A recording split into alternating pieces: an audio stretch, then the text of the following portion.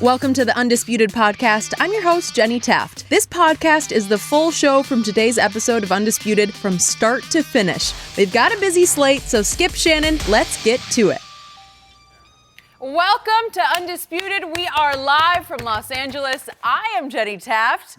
Skip Bayless over here, and Shannon Sharpe. Hey, Shannon Sharpe. I don't know who Shannon Sharpe is. This is old Goat James. Oh, okay. You need to cut down on the gummies. No, go on, go. How you doing, Skip? You know, I'm doing great because I should be wearing the 23 jersey wait a second. Your man LeBron last night went 1 for 5 from the free throw line, so our Diet Mountain Dew case bet, guess what? You said 80% free throws. You've plummeted to 67% for the year. I think I just won another case. I think last night the case was closed. Wow, interesting. First of all, Goat. Is the season over? You want to triple the bet? No, I want to triple the bet. Did you see the we threes? can triple the bet if you like. We can quadruple the bet. Did you see those threes from Dorchester? I can't even hear what You don't hear what I say. Oh, Skip, how you doing? It's okay. How you doing? There he is. How you doing, Skip? You know what that is? That's the perfect faux goat mask. You know, Skip, faux goat. I got a VIP section now at old Club Shay Shay. Only the most exclusive members, so you have to have come to Club Shay Shay at least like 25 times. Really? Yep. Okay. And you get your own bottle of this. I got you one of these too, Skip. Cause you good. You welcome it. You welcome at Club Shay Shay anytime. I don't need one. That's for Jenny, I think. Oh, okay, that's fine. Hey, Jenny, check this out. Yeah. Let me show Skip. Look It's so nice of you. at that. Look who on there. Look who on that thing. Skip, look who on there, Skip. Skip, look who on there, Skip. Are we advertising for somebody? No, that's me. I think we're advertising. No, that's me. Yeah. That's me, Skip. How you doing, though, Skip? Was that a good game last night? Did you enjoy the game? Was it a good game? It was a great game. Skip, did you enjoy the game? You know what? You should have worn a Rondo jersey. Don't do that, Skip. Or maybe a Kuzma jersey. Don't do that, Skip. Why not a Kuzma Skip, jersey? don't do that. Why would you do that? Why is your top different color than your shorts? Cause these are not NBA exclusive. This is a real LeBron. Really? Ooh, Skip, you that. That's what LeBron. You see, you had the A&1. LeBron said. Do we need to see it from you though too? Why do you have that belt thing? Cause this is my mic package, my IFB line. Are you gonna wear it the whole show? Or? No. I'm gonna do a quick change. Okay. Well, appreciate it. Thanks How y'all for doing? bringing the fun this morning. Can we actually get to the game, Shannon? Can we talk Yes, about what let's happened talk about last that. night? Let's Are you talk about done? it. Yep. All right, you I'm good, ready. Skip? Let's get to all the action. Either way, he's got no words. LeBron had a very busy day yesterday, and hey, let's tell you all about what happened. The thriller in Boston. The Lakers were down by as many as 18 points, but they made a big comeback. LeBron got a visit from Miss Trip Dub and hit a huge three-pointer to tie the game with under a minute left. Then Kyrie Irving put the Celtics ahead by 1 by hitting a shot with 11 seconds left. But former Celtic Rajon Rondo turned out to be the hero, grabbing a loose ball, hitting the game winner at the buzzer. The Lakers are still just outside the final playoff spot. Let's take a listen to LeBron and Rondo after their big win. Just get it up, get the arc up. Believe it or not, I always dream like this, you know what I mean? But I couldn't picture it being this sweet coming back on, 13 years in, where it all started. Team struggling right now, and I think it's definitely a confidence booster for us. I mean, it's only right that the ball find Rondo's hands some way, somehow, and he's able to drain it. He's one of our captains on our team, one of our catalysts, and he might not talk about it, but I know he's excited as hell to play here in the Garden, and then to make that shot right there, it was big time for our team. All right, Jen, I know you were excited about the win, but how important was this win for the Lakers? Skip, we talk about this all the time. In all seriousness, that games in February, they really don't mean anything. Once you get to April, you get to May, towards the tail end of the season, you're heading into the playoffs. But given what the Lakers had gone through, they had just lost the game by 42 points the other night, and they were down by 18 points in this ball game, looking like they were going to lose another game by 40-plus points. We don't know what's going to be the end result when it comes to the Lakers season. But if the season were to turn around, I think this is a game, because normally in every sport, there's always a game that you always look back to and you say, no, you know what? This was the game that really pointed us in the right direction and to let us know. Skip, you had to be very impressed with what you saw last night. 35 assists, the second most in the game. They've only had one game when they had more assists, and that was the overtime win against OKC. 8 turnovers. That allowed them to, when you're down by that many points, every possession really matters. And so now you're not turning the ball over and letting the Celtics get out even more. And then they caught fire. In that third quarter, Skip, they couldn't miss. Rondo looking like James Harden. He's hitting step-back threes. Kuzma couldn't miss. Caldwell Pope couldn't miss. LeBron got it. Man, he hitting threes from Dorchester. I'm like, what you run? Really? Up in Kenny Bunkport. He let one go from Kenny Bunkport, Skip. LeBron would not be caught dead in Dorchester. That I'm just saying that way you're shooting him. Yeah, he just well, ran you said back. he shot it from there. I don't know. Yeah, he had to be there. Yeah, to you shoot know it what I'm from saying? there. He just ran, let it go. Really? I was very impressed with this, and like I said, we don't really know what's going to be the end result of their season. Do they go on get on a run here, and they're making the playoffs. So everybody that's out there, the Lakers might not make. No, they're making the playoffs. The seed is another thing. But if they go like I think they're going to go, and they end up somehow 4 or 5, we're going to look back at this game and say, you know what? That was really the catalyst. That was really one of the turning points of their season. Now, I was very disappointed again, Skip. Free throws. That's ridiculous. You can't be 6 or 16. The Celtics go 20 or 20. This game really shouldn't have been this close. You make your free throws, and now instead of Rondo having a hit on walk-off buzzer-beater, you're probably 4 or 5 points clear. But because you're so pathetic, now if you combine what they normally do, Skip, high turnovers. I think they're averaging 14, 15 turnovers a game. They're the worst free throw shooting team in the NBA. Now, if you'd have had that perfect storm last night, you lose this ball game. But because you were really great in one area, taking care of the basketball, while you were really poor in the other area, shooting free throws. And then because you can't count on going 22 or 4, what were they, 22 or 41? They caught fire. I mean, they put up 42 points, and there was really nothing. There was really nothing they could do. So I was very pleased. And LeBron, this is what you have to love about LeBron. He didn't interfere in the third quarter. He's like, everybody got to go. Ooh, let me drive and let me get you to your spot. Caldwell, take that one. Kuz, you got that? Ingram, take this over here. Rondo said, hey, I don't need you to pass it me. I'm hitting this step back on. He was so hot that Caldwell lost his last name last night. It was just Caldwell. He didn't even need the Pope. He didn't need the Pope. He was playing like the Pope. No, he didn't need the Pope to bless him because he was just hot, man. And then LeBron said, hey, LeBron got that thing going. He's like, okay, I go to the basket, get one. Okay, y'all want to double me? I'm going to find these shooters. Skip, this was very impressive. And he was outlawed. She couldn't travel. She got a blue book. I ain't talking about the kind that you buy car, get cars with. I'm talking about the old blue book, old passport. Oh, man, Trip Dog can go anywhere. Jenny changed the gender in the lead, said it was Mr. I did? Yeah, I thought so. I said Mr. Which is fine. It's fine with me. Yeah, I thought mixing it up. I kind of like the Mr. But that's okay, Skip Bayless. You had to be impressed with what you saw. And given what was that, think about it, Skip. The deadline came and went. No Anthony Davis. No Anthony Davis. Oh, the little young guys were going to go. And everybody was, they're not used to this. And for them to bounce back in the fashion in which they did, Skip, I was very, very impressed. And this might be a sign of great things to come. Interesting. My turn. So I'm going to agree with your final takeaway. This felt big to me. Yes. Even though it's just some point in mid-February. What's the date? I don't even know what the date Right is. now? 7th. 7th. Okay. So Last night was the 6th. early. The 8th. Okay, whatever. Okay. So February 7th. That's Yeah. too early to declare that's a turnaround game, but it felt turnaround to me. It felt hugely psychologically to this basketball team, given what they just endured all the way up to the trade deadline.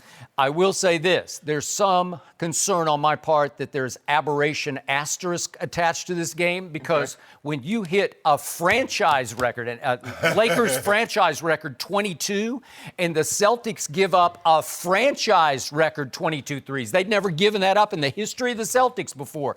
22, and they give them up at home. Okay, that could have aberration written all over it because you know and I know that's not going to happen every night. Right. I also, in a moment, I'm going to talk about the weirdest last play of a LeBron game, maybe ever, but I will get to that in just one moment. But I do agree with your point. When they were down 18, and it's pretty late in the second quarter, it's 4:05 until halftime. They're down 18 points. I thought, this is starting to smell like Indiana, right? I thought the same thing. It's like, are they going to lose another game by 40 to the hated Celtics? And what happened? Had they lost that game, Luke Walton's going to be out. They lose back-to-back games by 40 Skip. Maybe that would have been a good thing. I don't know. But they go on a 16-7 run up to halftime. And back to your man, LeBron. I got to say two quick things about him before I get to the guts of this. He is still the best floor general in all of basketball. And last night, that was on display all time. He took over the basketball game and controlled it from the point, whatever you want to call it, position. Is he a point guard or a point forward? He's just the point. Yes. And when he runs their show, it's a beautiful thing to watch. And he was at his best with his basketball IQ and vision last night. Okay. Yet, he did something that he did at Indiana when they were down 18, talking about from Dorchester. He took two of those at Indiana and made them, then he missed his third one. But this is like a new wrinkle for LeBron, that he is jacking up threes, and they're not jump shots, they're set shot threes from 10 to 12 feet beyond the three-point line. It's Steph Curry land, right? Yes. And I've never seen him take them this far out, and it smacked to me at Indiana when he started taking them of, I've given up. I don't care. I'm just going to throw these up there because this is sad. Right. You know, like I don't even want to be associated with this. And when he shot the one last night down 18, he shot that one with with conviction, but also like it looks like it's going to happen again. So I'm just going to try this one. And I'm sure his teammates are thinking, what are you doing? Right. And that one went in. Yes. And it started the 16-7 run that got them within 9 at halftime. Then what happened in the third quarter? Kyle Kuzma happened. Very interesting that Luke went last night all veterans. He's leaning on veteran. If you look at your box score, the veterans all came to play because they were not bothered by the trade deadline at all because they weren't really involved in all of the conjecture, right? And all the speculation. So Lance had a big run in the first half. He did. He played unbelievable. Unbelievable. KCP played unbelievable. Obviously, we're going to get to Rondo and LeBron and all the bigs. JaVale had big moments in that game, right? Yes. He played big in that game. But the one kid who rose and shone in the third quarter was Kyle Kuzma, and I can make the case that Kyle Kuzma saved the Lakers season in the third quarter. He made 4 threes, and they made 9 threes just in the third quarter and scored 42 points. The most any team, there have been several teams that made 10 in a quarter this year. Right. Golden State has made 10, but the Lakers made 9. Right. And I thought that was a good sign, like they're capable of catching that much fire, but it was because of Kyle Kuzma. Yep. And is it possible that LeBron went into the postgame locker room thinking, man, I'm kind of glad we didn't trade Kyle Kuzma? I don't know. No, me ain't go in the locker room saying that. You don't think so? I think he might have thought that. No, I didn't think that. And Kyle Kuzma was the one kid who was not distracted by all the trade deadline speculation. He was on third. He was I the know, other night. But it didn't seem like that one. It looked like he just shook it off and said, heck with it, I'm just going to let it fly. So what happened down the stretch? A lot of crazy stuff happened. LeBron did make a big 3. KCP made an even bigger 3. Remember, they're down 6 with 1:24 left. Yes. And KCP made one from the corner with a hand right in his face. Where I was like, what? And it went in. And then LeBron made one, and all of a sudden it's a tie game. And I thought, they've been doubling Kyrie. They better double him again. And they tried to get the ball out of his hands, and you can't get the ball out of his hands. And all of a sudden, it's another swoop and another scoop up off the glass, and bingo. You're down 1. Skip, when he gets it in his mind, he says, I'm going to the rack. Yeah. There's nothing you can do. There's nothing you can do. And he's got that sweet little He got whipped so much cream. English. He's got it up, goes way up high, and that was over Tyson Chandler. I don't know how he does it, It's over like 3 guys, because here come Ingram, and here come Kuzma's got it. All right. So now we get to the pivotal moment in the basketball game. There's no timeouts left, I think, for the Lakers, because they didn't even think about it. I'm pretty sure they were out of timeouts. Yes, they were. So Rondo goes and grabs the basketball, and he's going to inbound it, and it shocked me that LeBron did not demand the basketball. Marcus Morris was there. Yes. Okay, but if I'm the king, if I'm the best player on the planet, I just muscle right past Marcus and I say, give me the ball and get out of my way because the clock is ticking. And instead, Rondo looked to LeBron like, do you want this? And LeBron just sort of quit fighting with Marcus. And Brandon Ingram was just standing there all alone. He said, okay, you take it. And then Brandon Ingram doesn't even look to LeBron. He just starts dribbling the ball up the court. He should. Is it possible that Brandon Ingram was basically saying to LeBron, you didn't want us, so I don't need you. No. I'm going to go do this by myself. No, he wasn't That's saying what that. I thought. That's my takeaway, and I think I'm probably right about that. No. So here goes Brandon Ingram, and he's dribbling, and I'm thinking, who's going to close this deal? Who's going to take the last shot? And to his credit, Brandon Ingram is not afraid of the moment. So Right. he just says, I'm going to do this. Mm-hmm. And he basically goes sea to shining sea. He goes all the way up the court and says, I'm going. And he goes up and under, and Al Horford, who's a high IQ defender, obviously. He's a very good perfect defender. Play, and he makes what looks like the play of the game. And the ball is free for a moment. And what did Al Horford not do? He didn't go fight for the rebound. I think he thought that the clock was down to 1 or 2, and all he needed to do is just tip it back into the lane, and there's a lot of green around, and it's going to be over. Skip, we see that a lot lately with big guys. Yep. Not grabbing it, tipping it out. Okay. Tyson Chandler does that an awful Okay. lot. That's what big guys do now, and it really Okay. cost them. So then it comes to this, and we'll see it one more time in just Woo! a second. But Marcus Morris, who was all over LeBron on this last possession, LeBron just stayed out at the top of the circle. He didn't even get involved in this play. But Marcus Morris had made a huge three to put them up 6 with 1:24 to go. Yeah. And Marcus Morris has a shot at this basketball and does not go hard for it. He's tougher than this. Tell me he doesn't have a shot right there? Yeah. Was that not? Yeah, Is that not his basketball? He worried about O'Brien. Okay, no, it's the classic 50-50 ball. Marcus Morris, you gotta come up with the play. It's your ball. And Tyson Chandler snaked a hand in there and got a hand on it and tipped it. And as Brad Stevens said after the game, the basketball gods favored them because they deserved it, because they were fighting harder for the 50-50 balls, right? Yes. And then little Rondo, the point guard who cannot shoot, because he for his Boston years, he couldn't shoot a lick. He's turned himself into a better shooter than what he was. A pretty good shooter, because would you believe Rondo's shooting 42% from 3 this year, and he's a career 31% three-point shooter? And in Boston, people just said, Just just sagged go off, ahead. yes. And it was so ironic that little Rondo Yeah. at what's still Boston Garden Sure. to me. I know they call it something else, Yeah. but it's still Boston Garden, and he calls it home. He TD says, when Bank I or walked in, something. TD Bank. yeah, it's TD Bank, but again, to me, it's Boston Boston Garden. Garden, yes. And Rondo said before the game, when I walk in here, I'm home. Oh, really? Well, I wonder how that makes Meant the something people to at him. Staples feel. I don't know, but Fair enough. yeah, new home. But the point is, not only did he go get the basketball, but he went up and shot it like he meant it. Yes. He shot it like Feel it. he thought it was going to go in. And then he starts backpedaling like I got this, Yes. I got this, Yes. I got this. Skip, people, Nothing but net. Skip, you remember in the Celtics Heat, he had a game in which he had 44 points and 11, 12 assists. He could put the ball in the basket. He's turned himself, like you mentioned, early in his career, you just played off, you're not getting to the rim, or I'm not going to let you get to the rim to dish to KG or Ray Allen for a 3 or KG for a dunk. Yep. We're just going to sag off, and if you make it, we're going to let you make enough of them before we start to push up on you. Right. But he's turned Different himself. now.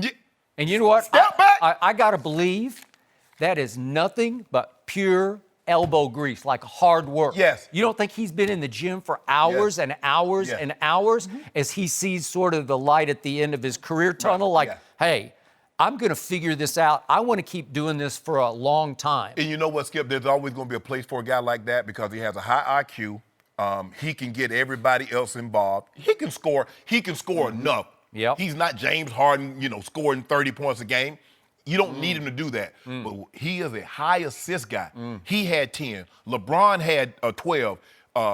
Brandon Ingram had 7. Those were the lion's share. The ball was moving last night, hot potato. Looked And I good. love. And O'Brien. He just Skip. He ain't back yet. He said he's still like 80, 85%. Man, what happened when that thing? So right now he's 3/4 full. What happened when that needle gone over there to full? F. He looked full to me. No, it last ain't night. full yet, Yeah, I Skip. think it was No, full. he ain't. Well, He is not. he was moving and grooving. No, he wasn't moving like he's supposed to. Oh, that red train's still coming. But here's the thing that a whole lot of people not talking about. Brandon Ingram, for 3.5 quarters, did a marvelous job on Kyrie.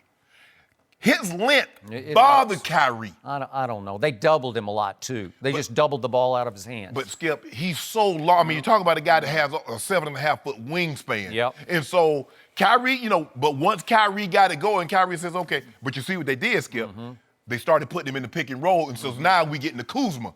Kuzma's not nearly the defender. He doesn't move laterally as well as Ingram. Yep. He's not as long as Ingram. Yep. So Kyrie started getting by him, and then when he sagged off him, Kyrie would raise up over him and shoot it. Yep. And LeBron push to him, get out on him. But LeBron James. Yeah, but you know what LeBron was thinking? You know what LeBron was thinking with 11 seconds left? Kyrie did it to him again, and LeBron was thinking, man, I miss Kyrie. Get under what up him? I miss Kyrie. No, he didn't. I need a closer. Did you remember what happened? I need a closer. Opening day last year in Cleveland. He did it to Kyrie. He came to Kyrie's house again and did it to Kyrie. No. And when Bron on that court, Skip, all you see is just right here. Kuzma over in the corner. Yeah. Caldwell Pope. But you don't see this. Close the deal. What close? Because LeBron James, can you believe on the last play of the game, a pivotal game, maybe a turning point game, LeBron never touched the basketball? That's okay. Interesting. That's okay. Interesting. That's I thought he okay. was the best player on the planet. And guess what? Did you know this, Jenny? Tell me. On the drive that really iced the game, Yes. Tom Brady didn't throw a pass. 9 straight runs. So it doesn't matter at the end of the day. Did I get the dub or did I take the L? Wait a second. Who completed 4 straight passes to win the game? No. We don't do icing over here. Yeah. We do win the game. No. We do game-winning drive. Let me ask you a question. I want to see LeBron take the last shot. No. Come on. I thought if you're that guy, you take that shot in that building. Hey. Come on. No, you don't. Just go demand the basketball. Say, give it to me and get out of the way. I saw James Harden to demand the ball twice last year in that very building. And what did he get, Skip? Don't compare James Harden to LeBron James. Skip, Come stop on. playing. This is LeBron. There ain't no sense in pushing off and getting a little ticky-tack foul. Are you telling me that Marcus Morris can shut down LeBron James? Because that's what happened on the last play. He took him out of the game. Oh, one play? Well, that was the play. 28, 12, and 12. Okay, but I want to know who's the closer. Did you remember what he did to Marcus Morris last year? Who is the closer? Last night, the leprechaun was on the Lakers' shoulder. Maybe the leprechaun said, I'm going to close. There is no such thing. And by the way, you know who was sitting on the baseline with his lady friend watching from the baseline? Coach Belichick. Brian dapped him up. And Marcus Morris did not do his job on the last play. Did he not do his job? LeBron went over to the Coach Belichick, dapped him up, and Goat to goat. He goat. Goat to goat. He goated to goat. To goat. Goat. Really? Goat to goat. Well. Faux goat. No, don't do that, Skip. No, actually, faux goat to faux goat. No, don't do that, Skip. The Lakers didn't need Anthony Davis last night, Yeah, we but do. will they need him this summer? We'll discuss all that next, and don't forget, you can listen to us every day on the Fox Sports Channel on Sirius XM. We'll be right back. No mercy. Hey guys, it's Jenny Taft. Here is a quick and free way to finally stick to your New Year's resolutions. Start listening to podcasts on Spotify. With more than 150,000 podcasts, including many of the world's most popular self-improvement shows, you can learn how to balance a budget, balance your diet, and even how to feel balanced while meditating, even if you're also obsessing over when the cat was last fed. All podcasts on Spotify are free, and you can even download episodes for those times when you've gone a little off the grid, to get all that newfound balance into your life. So get the year off right and start listening to podcasts on Spotify. Now, back to the show. No mercy. Well, guys, Anthony Davis is going nowhere. Despite the Lakers' best efforts, he's staying in New Orleans. The Lakers' final offer reportedly consisted of Lonzo Ball, Brandon Ingram, Kyle Kuzma, and other assets. But Woj reported the Pelicans didn't even respond to that offer. AD is scheduled to become a free agent at the end of next season. All right, Shannon. Yes. How will this play out with AD? Girl, how you like that quick change? I should have been like Very an entertainer, impressive. like on stage, because I can get in the outfits like quick. Are you out of breath? Oh, or? I thought that was the other guy. Oh yeah, I thought that was Unc. I mean, there's Unc and there's Shannon. There are two True. people. Yeah, no, right? quick change. You know what, Skip? For me, I don't believe this is a lock anymore, because I believe the way it's shaping up to me and where it looks to me, I don't know if it looks this way to you, is that I believe Dale Demps might take a worse deal in order to keep AD from going to the Lakers next offseason. I mean, this offseason. Because it didn't seem to me that he was trying to do this. He's like, AD, okay, you want out? You going to torpedo us and you and Rich going to release this information? Yep. Nah. I take Magic call out of courtesy because that is Magic Johnson, but I am not because what I'm going to do, I'm going to add a poison pill. I'm going to make it so intolerable, so unrealistic. 4 first rounders, 4 second rounders, and 4 of your top young guys. Knowing Magic is not going to do that deal, Skip Bayless. So, okay, so what are we talking about? Okay, Magic, you know my asking price. Are you willing to do it or not? Because anything less, I'm not even returning your calls. So I don't believe he negotiated in the spirit of the rule, of how you should, of the protocol and what you should do. So I think it seems to me that he's going to be willing to take a worse deal in order to keep Anthony Davis from immediately going. Because if they do this, if they do it, Skip, if they do this offseason, why didn't you do it at the trade deadline if the same pieces are in play? You've done nothing. All you did is what? And it was reported, Brian Windhorst is like they were trying to sabotage the Lakers. Kept leaking information about what Magic is offering, not in good spirit, trying to negotiate.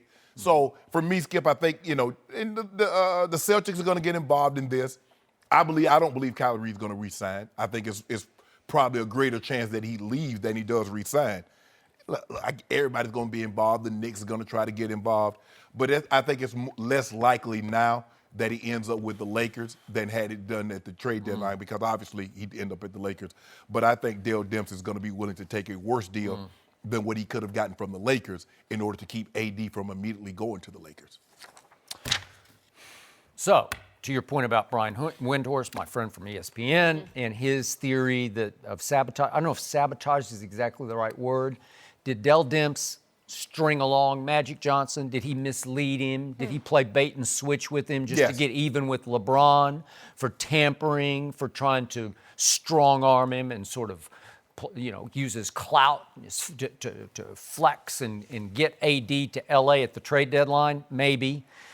I'm going to say it again. The Bible says pride goeth before the fall, and pride is going before the fall of Dell Demps. And I don't know if he's even going to last in his job, but he will live to regret that nothing happened yesterday. That will be by far the best offer that will ever be on his table for Anthony Davis. Right. And listen, I would have come in today if it had been the kind of deal that was reported. Right. If it had been. And remember, your man Zubats is now a Clipper, but he was included in this package. Yeah. If it had been Alonzo and Kuzma and Brandon Ingram and Zubats, and let's do two firsts. Okay, he would have won the trade to me. That's more valuable to me than Anthony Davis. That's just me, because I like these kids. I think they all have star quality, and Kuzma showed me a lot last night once again, but they've all in spurts shown me a lot. Correct. Brandon Ingram showed me a lot that he had the guts just to say, I'm going to drive this basketball, try to win this game. He did hit a big three. LeBron passed it to him in the corner. He hit a big three. I got it. They've all shown me enough that they're all going to turn into really good, if not very good, basketball players in this league. Now, for full disclosure, the reason I was rooting for this deal to get done, the reason I had such wishful thinking was that, A, I believe in LeBron's clout. And I'm shocked he couldn't make this happen some way, shape, or form, that he didn't manage through back channels to pull this thing off. The sticking point was Dell Demps. Right. I don't know if it's Gail Benson. I don't know. But somehow somebody roadblocked LeBron from getting. Dale dug in. I guess he just dug in. I'm here to say that I've never been the biggest Anthony Davis fan, as you know. I do think Anthony would be better with LeBron because he idolizes LeBron. That he would be the perfect co-star to LeBron. He would play second fiddle to LeBron without complaint. So I think they would have been a good duo together, a good fit together. But to me, because I don't believe Anthony Davis can do it by himself. I don't think he's an alpha. I don't think he's the guy who makes everybody better around him. No. Witness what's not happened in New Orleans. Right. Because of all that, I'm here to tell you, heart of hearts, I believe the Lakers are right now a little bit better with what they have. Just a little bit better, because if you gutted your basketball team to get Anthony at the trade deadline, I don't know if you could make the run through the rest of this year that this team is going to be capable of making. Are you going to tell me they're going to play like – are you going to tell me Kuzma and Ingram are going to play the rest of the year like they played last night? Skip, I'm not saying they're going to shoot the basketball from three like that. Are they going to give me that effort on a nightly basis? I'm just saying I would like the potential of this team better than a gutted team with just a few veterans, and I don't know what they could have thrown in at the in the minimums, the veteran minimums, but it would be not a very deep basketball team. It would be a two-star team, basically, with mixing and matching some of these other veterans around them. I just think that the spirit of this team, the overall ability of this team will be better. Now, Lonzo's supposed to be back in later February, but again, he's a valuable piece. He's a valuable cog to this, even though we saw him play off LeBron pretty well, right? Here's the thing. Remember last time, Rondo was playing unbelievable. Okay. He got hurt. Okay, Rondo. They seem to have gotten hurt right on time, Yeah. right? They one get hurt and the other comes back. The other gets hurt. You're right. It's your turn to be hurt. No, it's my turn to be hurt. But let me ask you this, Skip. Rondo doesn't get hurt again. Do they reinsert Lonzo into the starting I'm just lineup? saying, just in the rotation, Lonzo's a 6'7" defender. If nothing else, you can use him for 20 minutes to defend somebody. He can bother somebody. He might be a 6'7" defender, first guy off the bench. All right, okay. But you could be right. But I'm just saying, he's going to come back, and you're going to have that. We're going to talk about him later. I don't know where his head is going to be after this. I'm not even sure where Brandon Ingram is going to be. But if the smoke clears, I like the – you know what? Sometimes you've seen this. You've been on teams where you got fire tested. Remember the Romanowski? I'm not talking about Tony Romo. Right. The Romanowski, the racial incident, the spitting incident. I absolutely remember Stokes? Yes. Was that not a flashpoint for that it was. Denver Broncos team? Absolutely. Okay, so it almost split your team apart. Yes. You had to take control. The leaders had to take control. They had to hold Romo's fit. I keep on Romo. It sounds like Tony, but it's Romanowski. That's what we call it, Romo. Romo. I know. Because that's what I call him. Because I covered him a bunch too. Yeah. And he was something, man. Yes. He could play, but he was a ball of wax. Man. Actually, I just saw him over the weekend in the Super Bowl. Okay. Skip, let me ask you this. So the point is, you can go through a fire test, and then you come out of it and you unified. look back and says, okay. Oh, that was the moment, right? So maybe all of this chaos, all of the crowd chanting, LeBron's going to trade you, not worth trading. Not worth trading. Okay, maybe that all could help bring this team together if the kids will buy back in. Right. I don't know if they will. Right. Let me ask you this, Skip. Do you honestly believe in your heart of hearts that Dale Demps ever really considered trading Anthony Davis to the Lakers? I just don't know. I have no way of knowing that. I don't. Well, if he took phone calls, clearly he was either just jacking with them, just trying to string them along, just to mess with their minds and sort of keep, it obviously prevented Magic or Pelinka or both from pursuing a different deal. Right. Would they, I threw out like a Blake Griffin, I don't know, somebody else. Right. Would they have tried to make a run at another? Because here's the thing, they make a deal and they go in a different direction. Dale Demps is like, we thought we had a deal on the table. Yep. He's going to leak some bull jive like that with knowing. Skip, I don't believe that Dale Demps ever considered really trading Anthony Davis to the Lakers. Yep. Because Anthony Davis let it be known, he and his representative Rich Paul, let it be known that Anthony was not going to re-sign long-term with the Pelicans. And his first choice, if you're going to trade me, would be to the Lakers. They have some nice young pieces. Now, everybody else that they mentioned, Skip, they don't have the pieces currently to trade for Anthony Davis. They knew that. What are they going to trade? You going to trade Giannis? Oh, I'm sure the Pelicans would. I'm sure the Milwaukee do that. No, Milwaukee we're not trading you Giannis. Well, no. So Knicks, they don't have the pieces. No one else has the pieces. He let it be known he didn't want to go to Boston.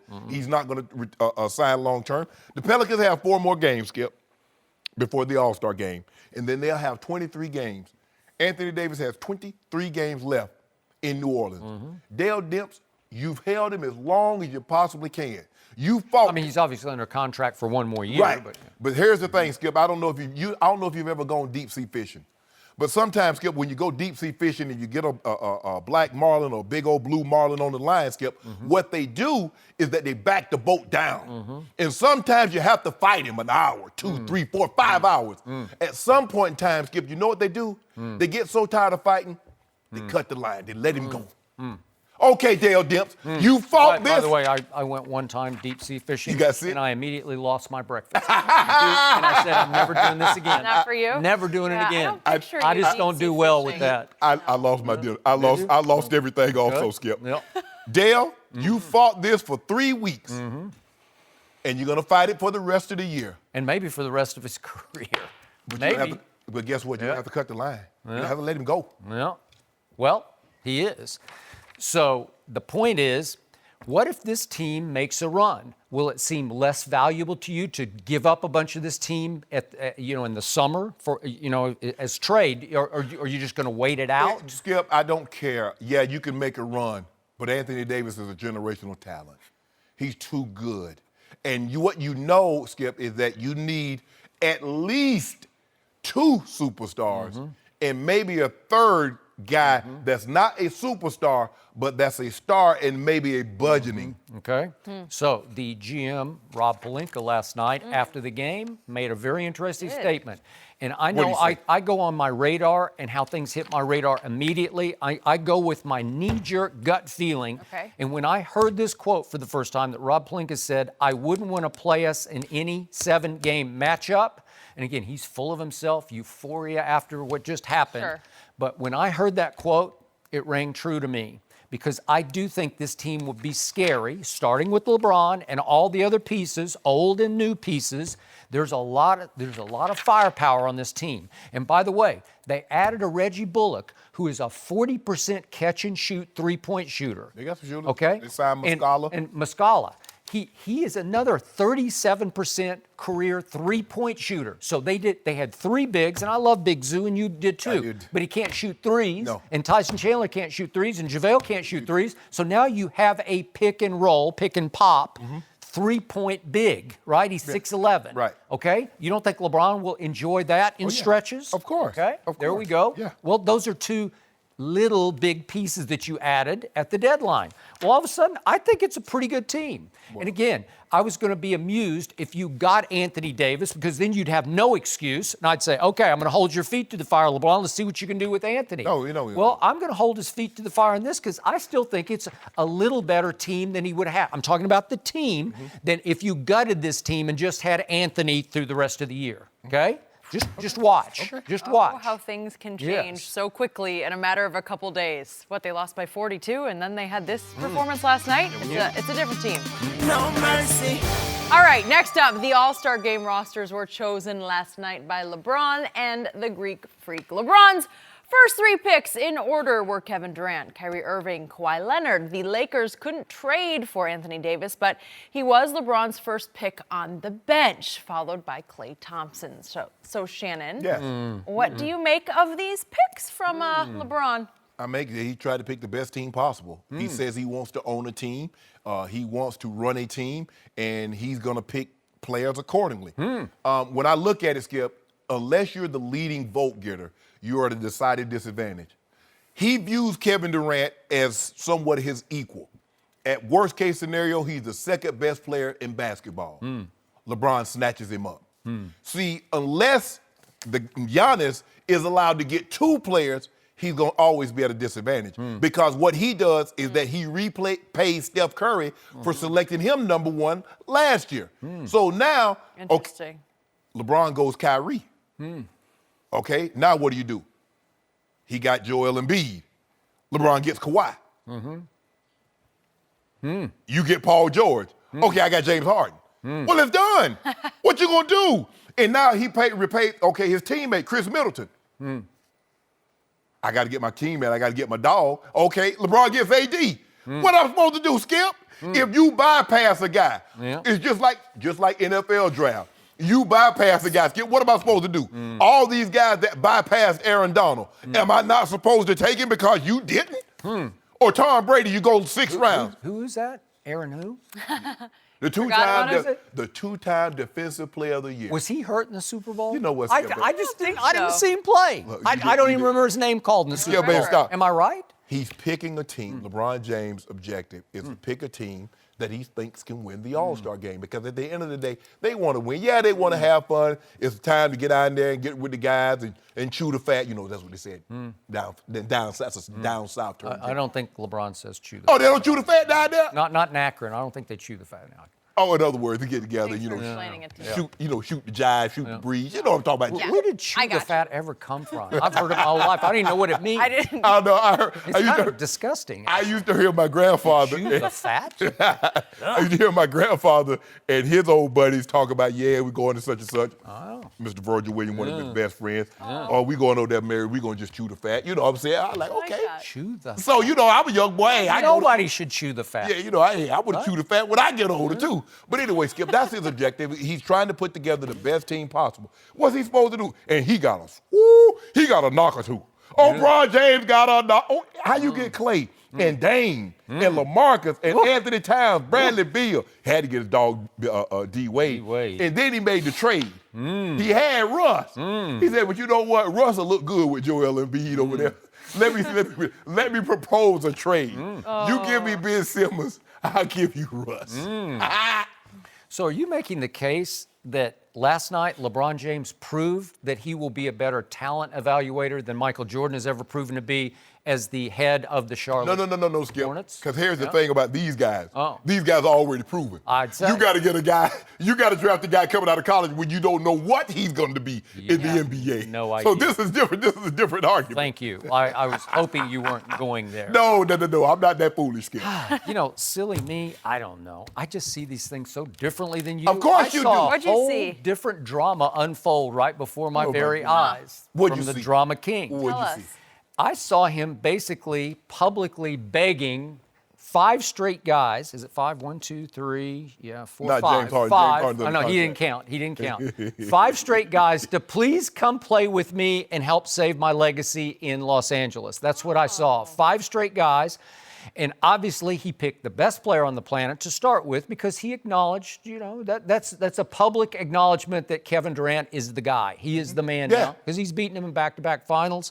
He's the MVP of back-to-back finals, so he took Kevin first, which just closed my argument that Kevin is the best player on the planet. No, I appreciate that very much. No, and then he goes to Kyrie. You take Kyrie second. Oh, Obviously. you love Aunt Drew. Now, rampant speculation, Kyrie might have reopened the door to come play with LeBron again. And then that guy, number 2 up in Toronto, who, by the way, sat out another game last night. Did that guy up in Toronto? need him. Yeah, they didn't need him because he's that not how it on works now? load management. He's on ego management. That's Stop what it. he's on. He had to manage his ego last night, and He'll be that's all right. fine. But LeBron would love for number 2 to come play with him. Yeah. And then James Harden didn't count because they're at the bottom of the first round, and it's down to James Harden or Kemba. Although I could make a case you should take Kemba because Kemba is probably the odds-on favorite to be the MVP of the game in Charlotte. Right. Am I right? Right. But LeBron doesn't want somebody to take his shine, like to Interesting. take Hey, wait, his shots. no, do this. Right? Well, He I don't took know. He got KD. He got all these guys. Yeah, I don't There's going to be know. a lot of shine. Watch how Probably many a lot. shots Kemba gets up in that game. Want to bet? Oh, yeah, you always try to get the home-time guy. I know. So then we go to the second round, and who does he take? Of course, he takes Anthony Davis. Who was he first. supposed to take? I got it. That was the most obvious of all of his picks. But then he takes Klay Thompson, and there has been conjecture that if Klay doesn't get the max in Golden State, he would love to go home because he is from Southern California, and his father was obviously a Laker, and that he would love to play with the Lakers. So he goes boom, boom, boom, boom, 5 straight times. Please come play with me. Please come play with me. It's all public begging on the part of LeBron James. So what's he supposed? So let me get this right. So you would have him take. There's no Take such thing. Embiid. I don't know. Man, he don't want Embiid. Why not? Because he wants to get up and down. He didn't take Embiid last year. He The couldn't best take player it. in the East. What they got to do with it? I don't know. They got to do He's it, bro. really good. I don't Yeah. know. When did he become the best player in the East? When we moved to the West. Well, then we talk about Embiid's teammate because then a commercial break happens during the telecast. And during the break, LeBron somehow convinces Giannis, how about let's do a trade? And Giannis is like all ears, like, Fun. okay, Yeah. okay, I'll do that. Giannis was really funny. Like, he was was good. Both funny. of them did a was really nice entertaining. job. Yeah. They were funny, both of them. I Yeah. give them both I high agree. marks for how they pulled it off. But he convinces so LeBron also needed his client. He needed Ben Simmons to come over Yeah. on his side. No, actually, that's clutch. Oh, LeBron owns clients? No, he does not. Yes, he does. That's Rich Paul. Oh. And Rich Paul told me to tell you, would you please stop doing Oh, that? so now you're in the inner circle. No, I'm not in the inner circle. okay. Represent you But too? no, he doesn't represent me. I But he- don't know. I think that's happening Rich next. says he needs you to talk to. He needs to Okay. talk to you. Good. I'm all ears, Rich. And my ears are closed. But anyway, the point is that he gets Ben Simmons over on his side, but he gives up who? Russell Westbrook. Okay, just to me, and I don't know anything, this is my 2 cents from the distance, but I know a lot about Russ, and I know something about LeBron. I don't think LeBron's ever had a whole lot of use for Russell Westbrook. He loves it. Because Russell Westbrook has no use for anybody but Russell Westbrook. Russell is the one player in the NBA who does not genuflect before the king. He doesn't pay homage. He won't pay homage to anybody. Right. He's Russ, right? Yes, So that's he's right. the one guy that LeBron seems to have no real connection with, no real warmth for, no relationship You with. always- They don't text, they don't call. He's not in the inner circle. I don't know if Russ texts with anybody. That's what I'm other than his family saying. member. But I'm saying that's the one guy who's politically correct to trade. You know, like you don't have anything you have to protect with Russ. But I think LeBron wanted to see Russ with Joel Embiid and Steph. just to mess him up. Yeah, I think that was going to be really good. Well, seriously, do you think LeBron respects Russ's game? He probably respects how hard he plays. yeah, but that's the game Are is they totally not different. Are they not like on night and day. opposite ends Yes, of the earth? Yes. Right. But Skip, so you want him to just take guys, even though they might not blend together, because it's like say you want him to take a worse guy. These are all stars. These are 24 of the best players in the NBA, and I get that. But LeBron James still, at the end of the day, is selecting a team that he thinks can win. I think he selected his guys. No, he selected guys that he thinks can win. You could do a blind draw. I could do a blind draw of all these all-stars, and I promise you, I could just pick them out of a hat, and I'd have a good chance to beat your group. So let me ask you a question. They're all really good, Yeah, right? So let me ask you a question. There's only one transcendent player. It's Durant. Let me ask you a question. Let's just say, for the sake of argument, all the NFL players were available, and Coach Belichick and Sean McVay were selecting. It doesn't really. You can't go apples to oranges. no, The games are different. Okay, how about just because one guy can change a basketball game. No. I'm just saying. Yeah. We're going to take the 24 best players, the 22 best players in football, and the 22 best players in basketball. How many of those guys, 22 best players, is Coach Belichick going to select that are Patriots? That are Patriots? Yeah. I don't know. Probably none, knowing him. So his objective is to select the best players that he thinks is going to help him win a game, right? That's what he does. LeBron James' objective, yes, these are good players, and they're free agents or whatever, but at the end of the day, LeBron James is trying to win a game because I think you get a little bit more money for winning. And that's one thing. The one thing Well, I know one player Belichick wouldn't select. he 12. He take Tom Brady first. Yeah, right. He'd take him none. This is what we know about people with money, Skip. The Yeah. one thing they love, and they got billions, they like more money. And LeBron James makes all this money, Kevin Durant, all these guys, but they still want that winner share. Oh, okay. I don't think LeBron's concerned at all about the winner share. In Yeah, this he game. can be. I just don't. He like think being a winner, Yeah. and he want to be a full-time. What is Yeah. he? Like he's 3 right now. He's gonna be a full-time All-Star Game MVP, This just would like be he's a nickels 4-time. to him. He doesn't need this money. Yeah, you need it. I mean, does he want to win the game? Yeah, no such thing. When the last time you heard, oh man, I got too much of this? Jenny, people say I got too many pair of shoes, too many purses, too many cars, too many homes. Name the time you ever heard a man say or a woman say, man, I got too much money. Woo, man, I sure don't want no more of this. I mean, They don't say that. Yeah. Go on. Yeah, You no- do have a lot of that stuff. Oh, You. I do have a lot of shoes. But I need can more money. admit it. To get more shoes. I agree. Everybody, even the richest guy wants more money. Yeah. Rockefeller was not happy. As a matter of fact, I was at a dinner Saturday night, Skip. I had the name, let me pick this up before I drop Jeff Bezos. And I'm looking at him. You were at a dinner? Yeah, I was at a Did he dinner. tell you about what was going on in his No, private I ain't even life? asking. That ain't none of my business. That ain't none of my business. I don't worry about nobody's personal stuff. Really? And I'm looking at this man. Okay. And I'm like, this dude worth $138 billion. Skip, do you know how much it'll take the average person? You'd have to work 17,000 years for the average person to make a billion, but you couldn't spend a dime. 17,000. So how many years did it take you to get 138 billion? And I'm looking at him, and he told me he played football, but he played football in Little League. Skip, how you think? But he didn't grow. So he's like, I had to get that up. Okay. I said, you did the right thing. Do you offer you a job? I told him I want Amazon Prime for life. For life. For free. Why would he give it to you for free? You got a hunt for you. You see what I said, Jenny? Come on. See what you just said, Jenny? Thanks for the invite to that dinner. Jenny, think about what you just said. He got 138 billion, and he ain't giving up a thing for free. Yeah. That's my point. Because there ain't nobody let no money go for free. Well, now we know who you hang out with on weekends. Yeah. So LeBron. And the princess, Skip. You see me take my picture with the princess Beatrice? Yeah, we all saw the photo. Like, I'm jealous. I don't know if Skip cares about the royal family too much. Oh, everybody like that. Look at these pictures, Unc. They love Unc in the A, Skip. Unc big in the A. Well, I'm sure you live there. I used to. Yeah. L.A. is my home now. Okay. Well, LA is also LeBron's home, and he had a busy day yesterday. The All-Star draft, the game in Boston, and he's also talking about his legacy, saying it's already set. We'll discuss. Tell you all about it next. No mercy. The trade deadline came and went yesterday without Anthony Davis joining LeBron in LA, but don't expect the King to shed a tear about it. LeBron was asked yesterday if he was pushing the Lakers to make moves, and he seemed satisfied with his current status in the league. Take a listen. There's nothing I need to get in this league that I don't already have. So everything else, for me is just like just icing on the cake. I love the process of everything that I go through to be able to compete every single night, put teams in position to compete for championships. But there's nothing that I'm chasing or that I feel like I need to end my career on. All right, Shannon, do you believe him? Not entirely. It's true. If someone would have told LeBron, a 17-year-old LeBron James, at this point, this would be your accomplishments, I'm 1,000% certain he would have taken that, Skip. Really? Yes. But at this juncture now, what LeBron James is up against is not Kevin Durant. It's not Steph Curry. It's not Russ. It's not James Harden. He's up against a 27-year-old, a 28-year-old LeBron James. Because when you're great of the greats, see, Tom Brady is not compared to other quarterbacks playing currently. He's not even compared to quarterbacks of the past that were great. He's compared to a younger self. That's what they compare you to.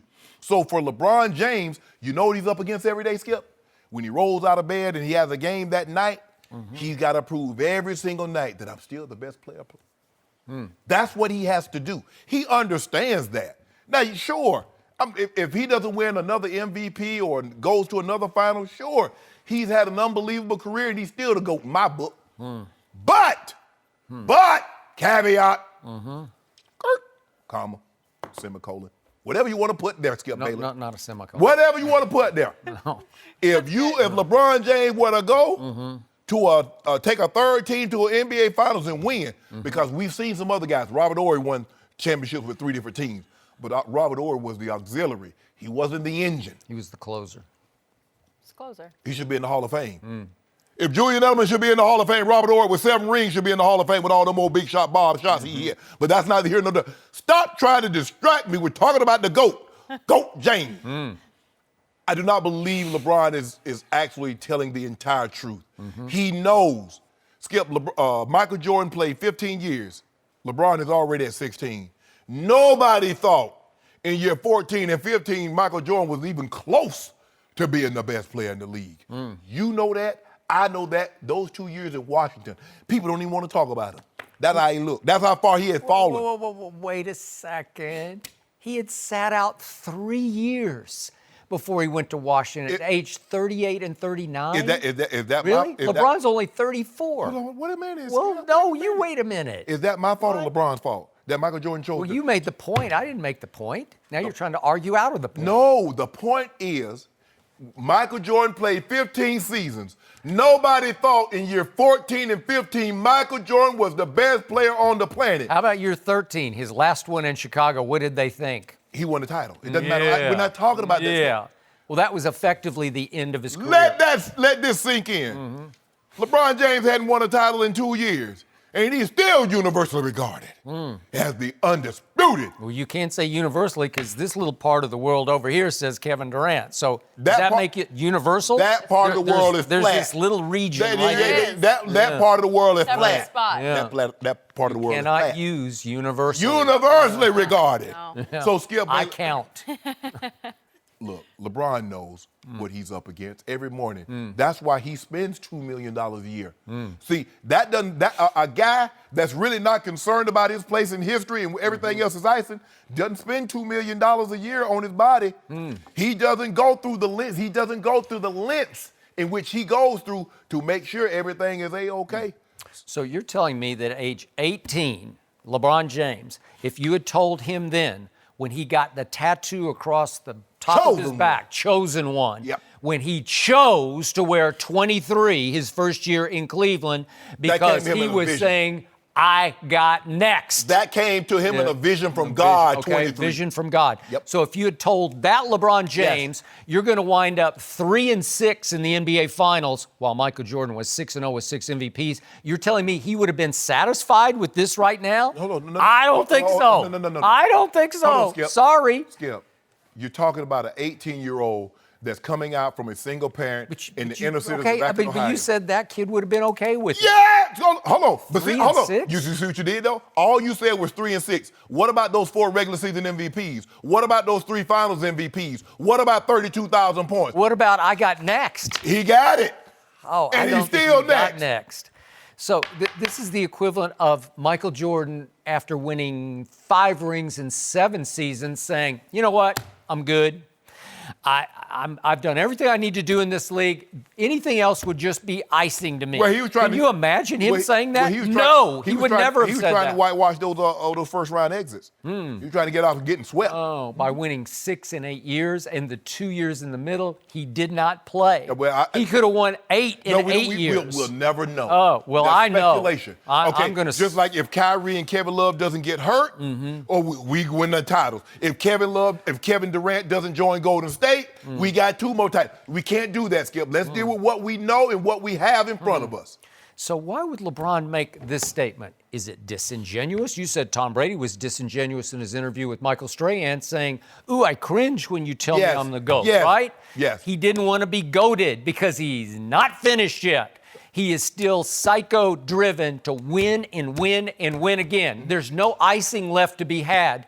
He's still baking his cake. He doesn't want any icing. You seen him at the beach? Yeah. He eating cake, eating icing. He eating icing without cake. Okay, that's fine. But here's the point. This kind of talk from LeBron comes across to me as semi-retirement talk. Stop it. Let me finish. This comes across to me as I am now chasing Michael B. Jordan talk. This comes across to me as I am now winding down in Hollywood sort of talk. When you say, I'm good, I've done all I really need to do. If it happens, it happens. It's either that or you're just trying to cut down some of the pressure and the expectation that is still building around you as the quote-unquote best player on the planet. It's always going to be there. But they ask him, LeBron, did you see what they're doing in the East? Philly's loading up. Yep. Milwaukee's loading up. Yep. All these teams are loading up. What did he say, Skip? He said they all think they can win it because they don't have to go through me. They don't got to go through that. Okay, and you know what? Yep. I love that because that's the opposite of this quote. You're right. That's saying I'm still that guy, right? And he believes that. Well, the very same thing that Tom Brady believes, but won't say. Are you saying he's being disingenuous when he says I've done all I need to do? I told you I don't believe it. Well, you said to a point. No, I don't believe that he believes, Skip, that he's accomplished everything and it's icing on the cake. No, icing on the cake is not a guy spending $2 million on his body to make sure it's performing at the peak. I know, but that guy could just want to make sure he puts on a good show every night. Is he really driven to win and win? Yeah, he's driven. Or is he really haunted by, I need help and I'm not sure I'm going to get the help? Not only is he driven, he's highly motivated. To win. To win. Huh. Because he skipped another MVP at a third location and another finals A finals win. Skip. That's unprecedented. Unprecedented. When is that finals win going to happen? It's going to happen. Didn't I tell you, within the first, he can sign a 3-year plus option. Okay. The first 3 years. It'll happen in the option year. No. Yeah. The first 3 years, LeBron James going to hold that trophy up again. 1 time out of 3. It doesn't matter. So he's 16th year now. So it's going to happen either 17th, 18th, or 19th year. Skip, interesting. I mean, think about this. It's a lot of years. He's still the best player on the planet in year 16. Says you. Said everybody. Said everybody. Well, he just what did the general manager say? He just missed the general 5 manager, weeks because of a little groin thing? The general manager, hold on, that ain't got nothing to do with best player. Little groin thing. I don't know. He's in his 60th You told me the general managers. Now, when they wanted Kevin Durant to take the last shot, you beat that drum. But they had 70 categories, and LeBron James was 8, and 8 was first in 8 of them. Okay. And the general manager said, player, you want to start to take old Bron. Old Bron James. So old Bron said, I'm good. I'm good. We don't believe Give that. me a little icy. No, we don't do that. Really? A little icy? You see that body, Skip? Come on. LeBron and I build alike. I mean, let that sink in. As I sit here today, I weighed myself this morning. I weighed 243.5. LeBron James is 265. Let that sink in. Now, you all know I'm up here built like a brick outhouse. Are you going to put the jersey back on for the next segment? Or? Brett waist snatched like Clinton email. It's not a brick. It's got some moss on this. No, it ain't no Skip, baby. We saw the look this morning. You don't have to explain it to Yeah, look at old Bron. Look at it. Let's go back to what LeBron did last night with his Lakers. Did they save their season in Boston? Chris Broussard is here. He's going to answer all your questions next. No mercy. The Lakers were down by as many as 18 points in Boston last night, but they made a big comeback. LeBron got a visit from Miss Trip Dub and hit a huge three-pointer to tie the game with under a minute left. Then Kyrie Irving put the Celtics ahead by 1 by hitting a shot with 11 seconds left. But former Celtic Rajon Rondo turned out to be the hero, grabbing loose ball, hitting the game winner at the buzzer. The Lakers are still just outside of that final playoff spot. We are joined by FS1 NBA analyst Chris Broussard. Happy Friday. Good to see you. Great to be here. How surprising, if it was surprising to you, was that win from the Lakers last night? I was very surprised. Now, I was not one to buy into the thought that the Lakers wouldn't make the playoffs, after Anthony Davis doesn't get traded to him and all that. But I did think it would take a few games at least for these young guys to get over everything that went on before the deadline. And to be honest, I wasn't 100% sure they would get over it. So I thought they showed a lot of character. I thought they showed a lot of heart. And I was very impressed with what they did. Boston had won 10 of 11. Boston is, I think, one of the best teams in the league. They don't beat themselves down the stretch. They're well coached. So for them to come back in Boston and do that was very impressive. I think for the young guys, I love the fact of how they responded, but also they didn't defer to LeBron. For whatever reason, whether it was, they're mature enough and they're true professionals and, hey, we got to play ball no matter what was going on, or whether it was out of anger and spite. We're going to show him how well we can play. Whatever the case, Kuzma takes that big three, hits it, LeBron's open in the corner. And on the last play when I think it was Marcus Morris was just blanketing LeBron, they didn't look lost like, oh, what do we do? How can we get it to LeBron? Ingram went to the hole, and they played ball. Yes. And I also was impressed by I wouldn't say impressed because obviously LeBron's done a lot, but pleased with LeBron because we've seen him sulk. When he doesn't get his way and things aren't going right, he can sulk. He went out there and played. It was like, look, this is what we got. This is what we're going to war with for the rest of the season. And so I was happy with the way he played. 35 assists. That tied a season high. That was second as far as season high assists. And then only 8 turnovers, which is a season low or tied a season low. So they were, that was a great game by those Lakers. That's what's so frustrating about them, is because you see what they can possibly be when they take care of the basketball and they share the basketball. We see what the Lakers can be, and it's so frustrating. This was very impressive because I was just getting ready to turn my TV. I said, y'all not finna make me watch another 42-point loss. And Luke, y'all gonna get Luke fired and everything? I said, oh, no, y'all not. And this LeBron hits that three, and they mount this comeback. So I was very, very impressed for them to do what they did, given the gravity of what was transpiring. This has been going on for about 2 weeks now. Anthony Davis requests to be a trade. He wants to go to L.A. Can L.A. put it together? Dale Demps, is he going to take Magic? Blah, blah, blah. Skip and I talked about this earlier. I don't believe Dale Demps ever really considered trading Anthony Davis to the Lakers. We're going to talk about that later. But Skip, LeBron James was magnificent. That's not quite virtuoso because I've seen him do better, especially in this building. Wait, did I get the wrong stats? I don't No. know. Maybe I got a different. What'd you get? sheet. What are you looking at? Yours says the same thing. He's 1 for 5 from the free throw line. Fortunately, 1 that for is- 5. I mean, if you want to, my grandma used to say, boy, you always harping on the bad stuff. What about the good stuff? Well, you said virtuoso. I don't know. I didn't say it was a virtual. I said it could have been, but I've seen him do better in that building. Really? Like 45, 15, and 6. You remember that, Chris? Did you remember Game 7? And what happened after that? After that game? Games. You remember what happened after that game? Well, that was the year they won it. They won it. What happened after that You're game? talking about 2010. I am. Yeah. No, we're not talking Remember about what that. Dan Gilbert said? I won't come up with Dan Gilbert. You know what Dan Gilbert saying now? Yeah, look at the value of my team now that LeBron's gone. Right. That's what he's saying. But anyway, Skip Bayless. I was very impressed. The young guys, as you mentioned, Chris, they, for whatever reason, maybe it's just for one night, like Luther said, if only for one night, they erased the memories of possibly being shipped to New Orleans for Anthony Davis, and they played a heck of a ball game. Kyle Kuzma, catch and shoot, that three, he might not hit a bigger shot this year than what he hit in that ball game. And LeBron, I don't know how he did it. I mean, he's trying to save himself by throwing the ball off of Al Horford's foot. That's a great play. And in one motion, Caldwell Pope gets it, throws it back to LeBron, and he let it go. But see, that's when he hits a lot of his three. Like when he's just not thinking, Totally it's just agree. reflexive. Totally agree.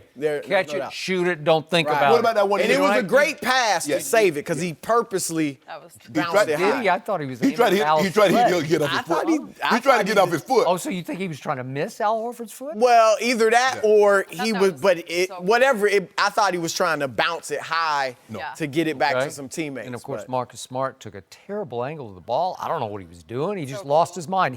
That was his ball in the air. It was Marcus Smart's ball. Hey. And KCP's like, okay, I'll take it. And he had the presence just to kick it immediately. Skip, you and Chris say, he shoots threes really well when he's not thinking about it. When he pulled up from 32 and 34 feet away, was he thinking about that? Occasionally, but you can't deny. There's a lot of times I can go back to Orlando when he was first in Cleveland. We can go back to Chicago in the playoffs. Like, it's not saying he can't shoot. I'm not at least saying he can't shoot threes That was somebody regularly, else say.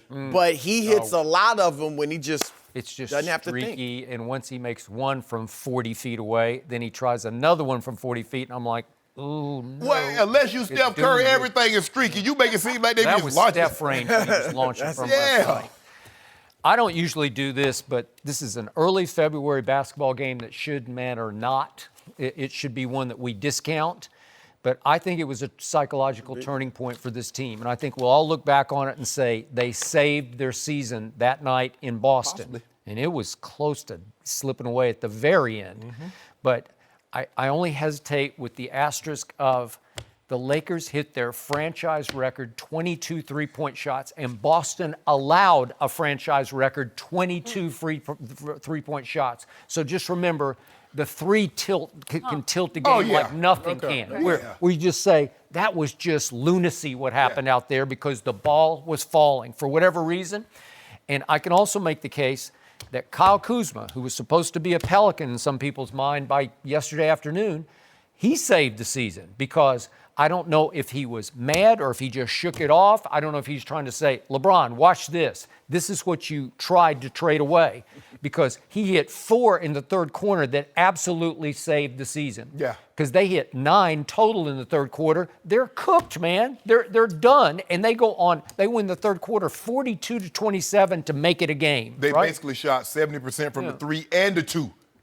My God. and that late 3 by Kyle Kuzma, that was huge. You want to talk about guts or whatever else you want to call them? You know, Well, like, Kuzma's got it. I mean, you just for him to basically prove he's better than Brandon Ingram and Lonzo to this point in their Yep. careers.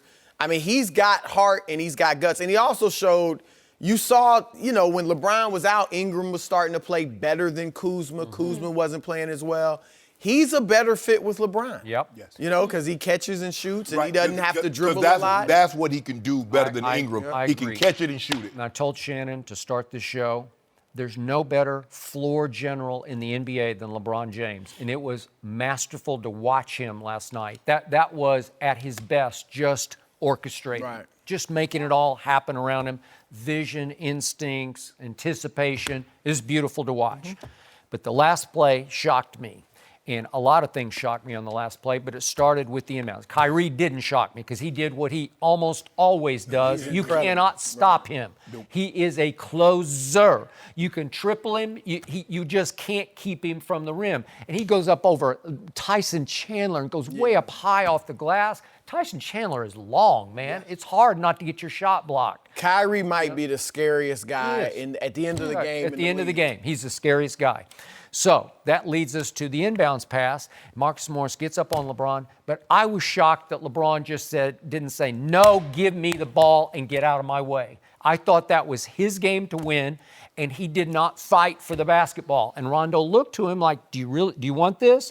And he waited for a second, and then Ingram's just standing there. Nobody's guarding Ingram. Right. And he's like, okay, I'll give it to you. And then I immediately thought Ingram would look to LeBron like, come get it. Now come, I'll pick for you. Probably 15, 20 seconds he would have. Okay. But there's, 6 seconds on the clock? You got 11 seconds. You got to go. To me, to your point, you were asking the question. To me, Ingram's body language said, okay, LeBron, you told us you didn't need us, then I don't need you. I'm just going to go. And he didn't just go past half court. He just kept on going. Right. And he went all the way up and under. And Al Horford, as he always does, made a high IQ play. He was right place, right time, and he blocks the shot. But then a shocking thing happened to me. Al Horford did not fight for the rebound. Because if he controls the basketball, we're not having this conversation, right? Yeah. And then the ball is free in the lane because he tapped it in the middle of the lane. And Marcus Morris, who had face guarded LeBron all the way up the court, he has to fight for the ball. This is an all-time 50-50 ball, and if you capture it, it's over. Yep. And he didn't. Bill Belichick sitting They on thought the it was line, over. They right? thought the Bill game was Belichick over. would say, do your job. And Marcus Morris did not do his job. He didn't fight. He didn't sell out for the ball. And Tyson Chandler got his long arm in and battered it up in the air, and you know the rest of the story. Yeah, the rest of it. Yeah. And Brandon Ingram did what you're supposed to do. What did they do? What didn't the Celtics do? They didn't stop the ball. Right. So why would he pick up his dribble and wait on LeBron? Yeah. I'm going to go to the rim. And it just so happens Al Horford forced him. He saw Al. He couldn't go front side. He tried to go reverse. But if you watch Al Horford, he blocked it with his left hand. Right. With his left hand, because if he tried to block it with his right, I believe Ingram could have got the ball up to the whether or not he make the shot. That's neither here nor there. But Al Horford is a very heady player. But I commend Brandon Ingram. They're not going to stop the ball. Why am I going to stop myself? And look, I think what LeBron did, there needs to be more of that at late moments. Yes. It does. It's been the last 20 years. Late game, we need a bucket, give it to the best player and make him create something 1-on-4 a lot of times. I don't want to see that all the time. Run a play. You got other offensive players on the court. In this case, LeBron, obviously, I don't think it was purposed for him to be a decoy, but he became a big decoy because Morris was so, focused on LeBron. I think other players to some degree too. Like, I think this hero ball at the end of the game is not the best way. I've talked about it before. When Paxson, the big shot Paxson hit to win the championship for the Bulls. These Jordan was set up. It was the same plays. thing. No, I got but it. Jordan wasn't a part of the play. Okay. That's the finals. Yeah. And I have no problem with that. I'm not looking down on Michael Jordan. I'm saying that it's good basketball when you have options. Okay, you don't just give it to the best guy all LeBron the didn't time. orchestrate the last option. Well, He no, just because took it the ball was and just went. playing. But he also was, he was being face guarded by Marcus Morris. Now, you're right. He could have If fought off LeBron and all wants that. the basketball on Marcus Morris, trust me, he'll go get But it. are you saying you're looking down at him because he didn't take that ball? I want to don't see. think that has to be the I case. just thought it was his game to go win. It's the Lakers game. It's a team. Okay, but, you know but that's he can LeBron's create MO. something. Who can create the best on the No, Come on. I get it, but you got a Rondo who obviously showed he hit the big shot. That play that you're talking about, the Paxson play, Right. that was not a called play. Horace Grant got double teamed and he kicked it to Paxson on the break. No, but if Okay, you look at that who play, made the play happen? Jordan made the Not play against, happen. not against Phoenix. Jordan against Phoenix, Jordan got the ball in the backcourt with 6'2" Frank Johnson on him. Yes. Passed it ahead to Pippen and didn't get close to the ball the rest of the way. Pippen drove. He passed kicked it to Horace Grant. Horace Grant kicked it drove, back out. Kicked it to Paxson. Jordan didn't even touch the rock. Was that game 7? That was game Game 6. 6. It was Thank you. the Thank you. deciding game, though. Okay. Yeah, I know you're. Oh, If come Jordan- on, Skip, Frank come on. Johnson. Now, if he wants the ball against Frank 6'2" Johnson. Frank Because he Johnson. averaged 41. He Yeah. averaged 41 for the So series. on this play, they decided, Brandon, you drive it, get it blocked, then Al Horford won't get it, Marcus Morris won't get it, No, and then come on, Rondo, Skip. you get the loose ball and you shoot They it, were right? scrambling. It was Yes. they didn't Okay, call a all right. timeout. They're that's scrambling. what I'm happened. just saying that's not a the bad play. on Robert LeBron's Horry part play. at all. Right. Sacramento, everybody was scrambling. Robert Horry gets the ball, Yep. and boom. Those are the special That didn't ones. involve Michael Jordan, thank you. Oh, no. Sorry. Just the fact that it was Rondo's first career buzzer beater, though, too, for it Yeah, to he's happen in the over Garden. 11. Now, I playoff was surprised Rondo. by that. Right. Yeah, He for can't him shoot. to get that moment. Until now. Till it Now he matters. can. All right, we're going to stay talking the about the NBA Lakers, before but Michael Jordan. switch gears a little bit. They didn't make a major move yesterday, guys, but should everyone in the NBA fear LeBron and company? Let's discuss next. No mercy. Well, the Lakers weren't able to land Anthony Davis in a trade yesterday, but confidence is still high in La La Land. I love that movie. All right, after their big road win against the Celtics, Lakers GM Rob Pelinka told Spectrum Sportsnet, quote, "I wouldn't want to play us in any 7-game matchup, that is for sure." The Lakers are currently just outside the playoffs in the West. Chris Broussard is still with us this morning. How good are the Lakers right now? You know, there's a part of me that wonders if Rob Pelinka thought that quote was off the record. Wait a sec. Let's get there first, get to the playoffs first, which I think they clearly will. They're a game and a half out of 8th, but the place you want is 7th because they cannot be Golden State. I don't care what, they can't be Golden State. But anybody else, we've seen every year in the East, LeBron doesn't need a ton to beat most teams. And I think he's got more help than he had last year. I've said, I think we've agreed all year. I think they can beat any team in the West outside of Golden State. Now, right now, I think Houston and OKC are probably better. But, you know, given time, by the time they get to the playoffs, if the Lakers don't get hurt, they haven't been healthy all year. Not just LeBron, but Rondo. Especially for any length of time. Right. So if they can get better chemistry and Rondo, look, I know you love Lonzo, and I still think he can be a good player, but Rondo's better. At this point, Rondo is better, and we know playoff Rondo gets even better. He was huge in New Orleans. That's one reason they've my fallen point off about the Lonzo is I just want him in the rotation. They'll be better with him in the rotation. He and Right, Rondo I played give- together I a good give you bit. that. They did. I give you that. And that's part of being healthy as well. Get Lonzo healthy. I like the additions. I was surprised they gave up Zubac. I got to admit, I think he was their best offensive big. Yeah, but Muscala he can can shoot right. threes, He can and stretch they had it. no big who can stretch. Right. Yeah. So He that can makes pop. up for it. And Bullock is, I mean, you look at statistically, he's their best three-point shooter. Because volume, he shoots almost 7 a game, which anybody on the Lakers shooting close to that much is hitting a much lower percentage. So I think those additions could help. So look, they got to get to 7 though. That's the key. And the Clippers are coming down. You know, they know they're about to fall. Sacramento's They're young. waiting till next year. Right. Sacramento's young. You can overtake them, but you have to get to 7th or, you know, it's going to be over early. And I think they could get to the conference finals if they can avoid Golden State. Consistency has been their problem all season long. I agree with you. They can't beat Golden State. No. Not in a 1-game series, not in a 10-game series, not in a 20-game series. They're not beating Golden State. I like them. The teams that I like them best against, OKC, Portland. Yeah. I like them against I think Denver, as good as they are, they're 14 and 13 on the road. Yeah. And nobody there has been to the playoffs. Right. The thing is, And I take I've LeBron watched over them. Back-to-back nights on the road. They have been not Right. very Brooklyn. now, but they can shoot you out in their building now. Cause when they streaky. Now you talk about streaky, they get on the streak and they shoot 20, 25 threes. The thing is that when you do have LeBron, you always have a chance. My concerns is that what I know what I'm going to get from LeBron. I know I'm going to get from LeBron, though, but what about the other guys? Do I know what I'm going to get from Kuzma and Ingram in a playoff series? I don't know. So to say, look, Rob, I know you're feeling good. That was a big win, especially after you got the brakes beat off you in Indiana without their best player, Victor Oladipo. I get it. Feeling good. Oh, nobody wants to see us. Everybody like, yeah, we do. Actually, we do want to. Actually, we do. They want to be. Actually, we do want to see you. Yeah. Now, maybe if you had Anthony Davis, maybe that'd be a different story. But you don't have him. Skip, they just too inconsistent for Rob Pelinka to jump out there without a boat and say nobody wants to see us. I know what LeBron represents. In the East, nobody wanted to see him. In the West is a different animal, and he's playing with guys with the exception of Tyson Chandler, who comes off the bench, JaVale McGee, who played 10, 15 minutes a game. Yep. And Rondo, nobody else has really playoff minutes, Skip. Okay, my turn. Okay.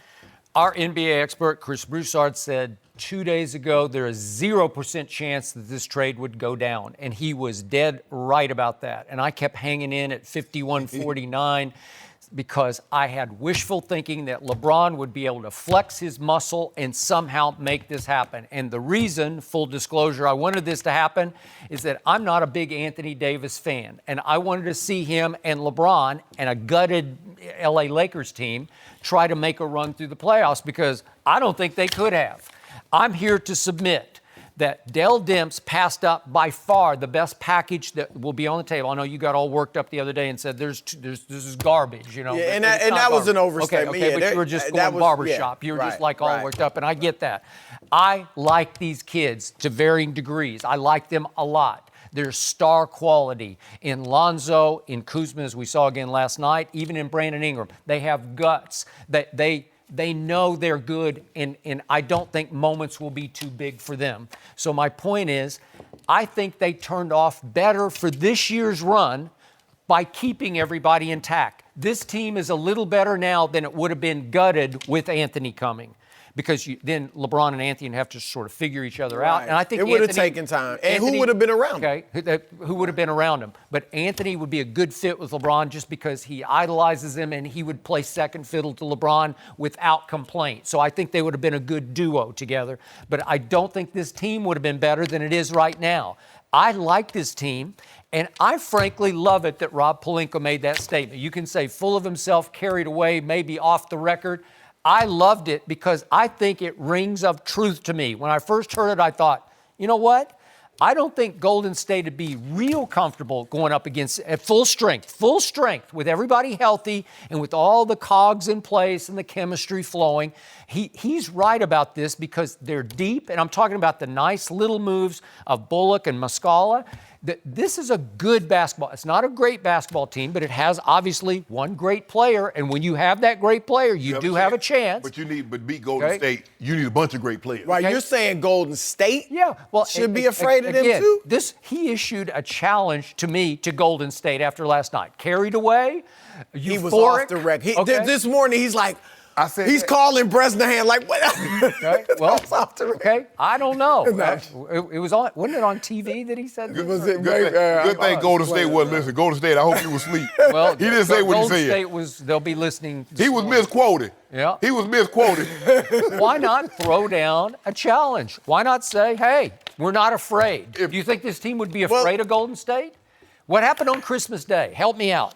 What happened? One game. Yeah. Oh, what happened? You look, Rob Pelinka was misquoted. If Charles Barkley can be misquoted in his autobiography, even though we got the audio to hear him say it and the video, he didn't mean it. Yeah, he didn't mean it. Okay, Skip. This team is a little better off right now than it would have been with Anthony Davis. You may be right, because, again, who knows what would have been around him. However, let's say next year, do you think this team, as it is better off with what they have rather than trading it for Anthony Davis? Well, then you can start in free agency where you don't have to give up anybody if you don't want to. You're going to have to give up something to get Davis. Because Davis has 1 year. I'm saying there are a bunch of other free agents. Are they going to ignore LeBron or join him? I don't know. I don't think they're getting it. I think what they may need to do is if you can trade for Anthony Davis, add Jimmy Butler.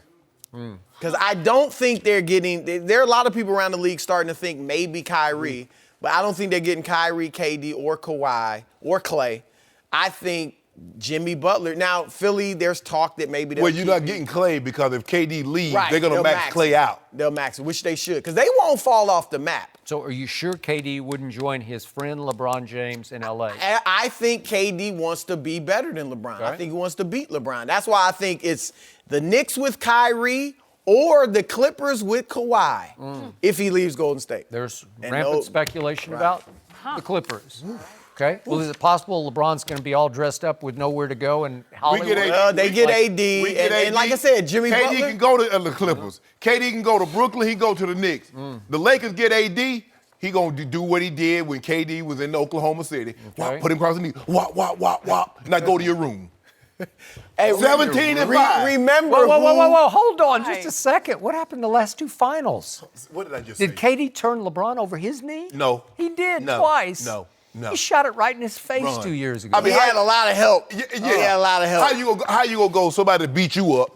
They beat you up, and then all of a sudden you go get them to beat somebody else up. What did Chris Broussard say the other day? If you're in the park and you're picking guys, and there's Draymond, there's Clay, and there's Steph, you're like, who are those guys, right? No, when before KD went there, Kevin Love, Kyrie, LeBron, Steph, Clay, Draymond. Wait a minute, Draymond. People would take. Hold up, but remember, no, you're right. They hurt. beat him. They got hurt. Kevin Love and Kyrie was hurt. Yeah. You're right. True. Well, he almost beat him. He should have beat him without any help. beat him, but- He was up 2-1 in his house. Game 4 was in his There house. been a lot of guys up 2-1. Huh? Andre Iguodala winds up being the MVP. Yeah, because he held LeBron James to 35, 13, Should have and been 9. Steph. Oh. Yes. Should've been Andre Steph. Iguodala shut down the king in his house? Stop it. Well, I'm starting it. Think about it. I How want to you know. feel? Yeah, right. 35, 13, and Numbers 9. were crazy. Really? Oh, you guys could go all day. won? Chris, thank you so for now being I'm winning here it. today. We're going to switch gears just a bit from the NBA. The Chiefs, are they making a big mistake with Patrick Mahomes? We'll discuss everything that's going on there next. No mercy. Patrick Mahomes was named NFL MVP last weekend, but video surfaced earlier this week of him showing off his skills on the basketball court. Well, keep that video in your vault because you're not going to see any new video anytime soon. The Chiefs GM put a stop to Mahomes' hoop dreams yesterday, saying, quote, "No more basketball for Pat." We were able to nip that in the bud. Shannon, should the Chiefs be allowed to do this? They shouldn't even have to. Skip. In broad NFL contracts, they says you are not to partake in anything where there's a reasonable risk. Skip, the Chiefs has a bag. All Patrick Mahomes has to do is not fumble it. After next year, Skip, they're probably going to have $150, $175 million on the table. Now, I don't understand the upside.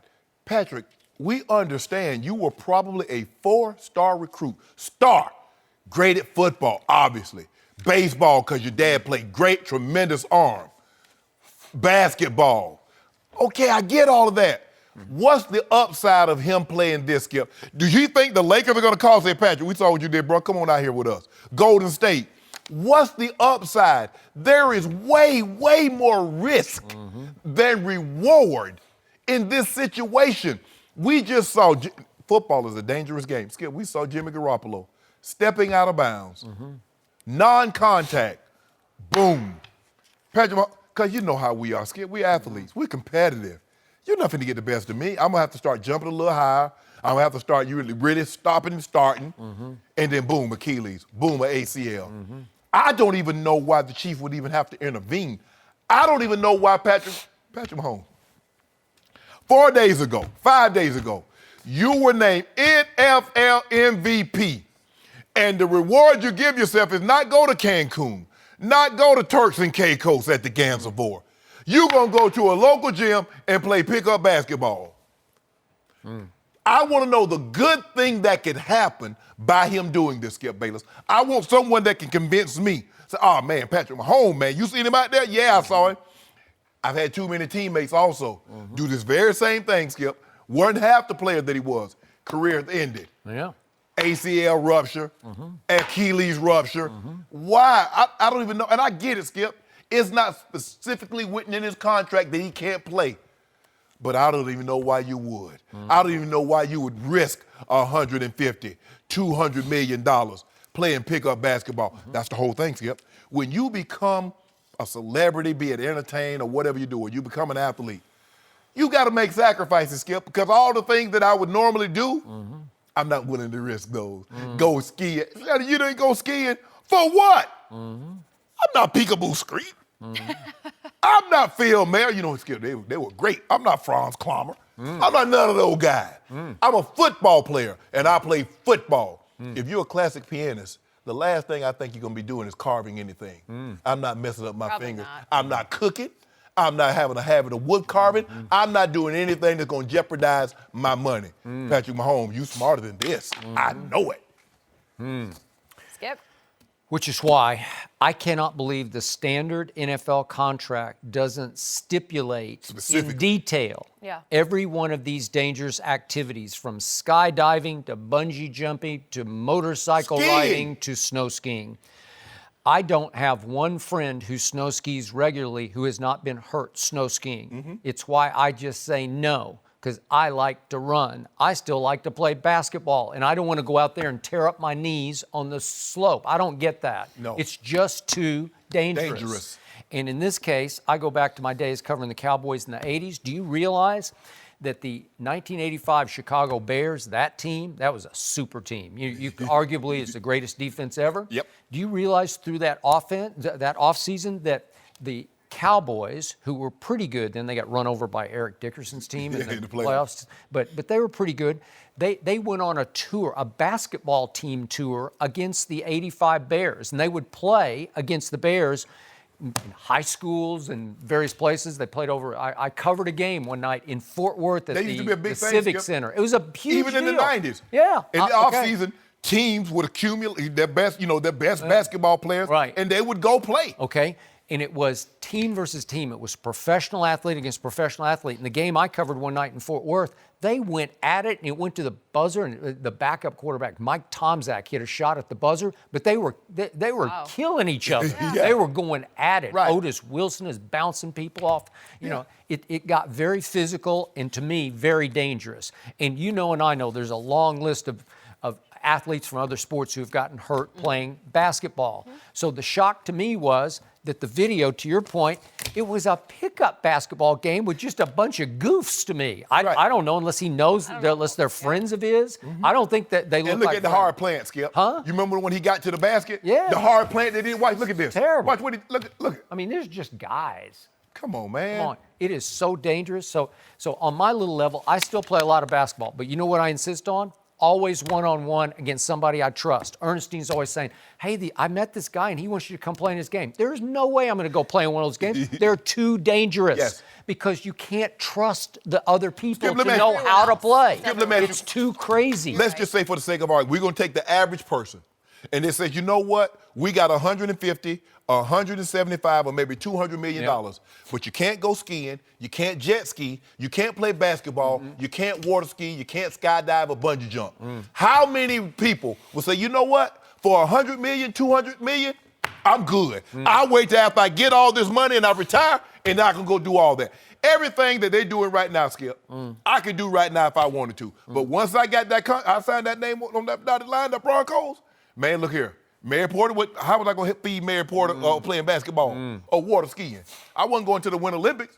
So if I can't make no money doing it, I wasn't doing it. I make my money playing football. I make my money getting ready to play football. Michael Jordan wasn't playing flag football to get ready for basketball. So why in the hell I'm playing basketball to get ready for football? The football players always tell me, or they have in the past, it's the only way I can stay in shape through the offseason. Well, there are other ways you can do that. No, it ain't. No, that's a lie. Yeah. I ain't playing no pickup basketball. And I was in great shape. Anybody tell you Shea Sharpe stayed in shape? I don't Skip. Run all day. We're not worried about that. What'd you do for cardio? Rode the bike an hour before practice, ran all day, doing practice. No, I mean in the off-season. Oh, I hit that track. Okay. I hit that track, Skip. That's what they should be doing. I agree with that. Well, that's picking them up, putting them down. Obviously not as exciting as playing pickup basketball, which at first glance I didn't see the problem, but you guys have convinced me it's completely pointless to be playing in this game. Hey, if you tear your Achilles tendon, what's it worth? Because if you tear your Achilles, you'll never be quite the same. Nope. Is that what you want? Dan Marino. Really? Dan Yeah, Marino look at tore it. his in a game. I know. And he was never, he'd tell you, he was still a great quarterback, but he wasn't that Dan. No. And the dude just won he just won MVP at 23. Aren't a lot of people picking him to win it all next year? Yeah, the Vegas say they're the favorite. Aren't they the favorite? Yeah, okay. No, sir. No, sir. I mean, come on. Hold on. Pavarotti, one of the greatest opera singer ever. Yeah. You think he went whistling or yodeling? What'd he do? His voice is everything. That's how he make his living. Patrick Mahomes, you make your Yodeling would threaten his voice? You think so? I don't know. I think he going up in the Swiss Alps. Yeah. It's just not worth it. I know Mahomes. Just I got blow in out a his skiing vocal accident cords? last year. Right, but Patrick Mahomes running the risk. Not worth it. No. The bag is there. I mean, somebody just set the bag there. All you got to do is just don't fumble it. The bag there, the bag's secure. Just Roger that. Why don't you call him when you guys can run sprints? Just do some track work. Nah, I ain't running. No, okay, Old knee done got bad. Old me.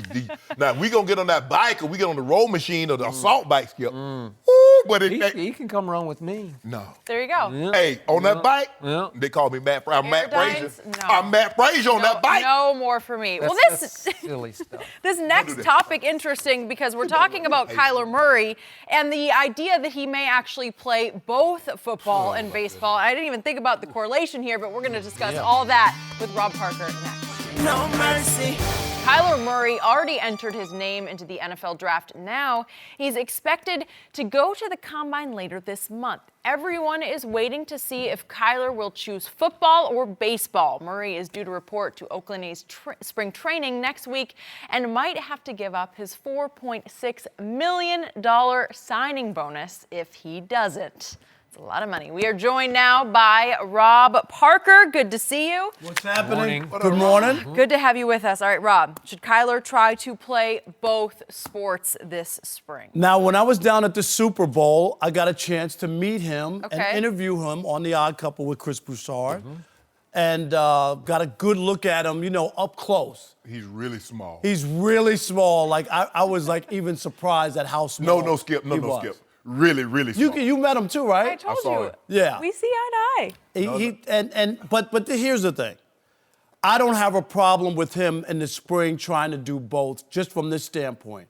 First, before the draft, let people know I am still interested in football because if you kind of don't do the combine, then they say, well, this guy's not really. What's he going to do at the combine? Is he just showing up or is he going to participate?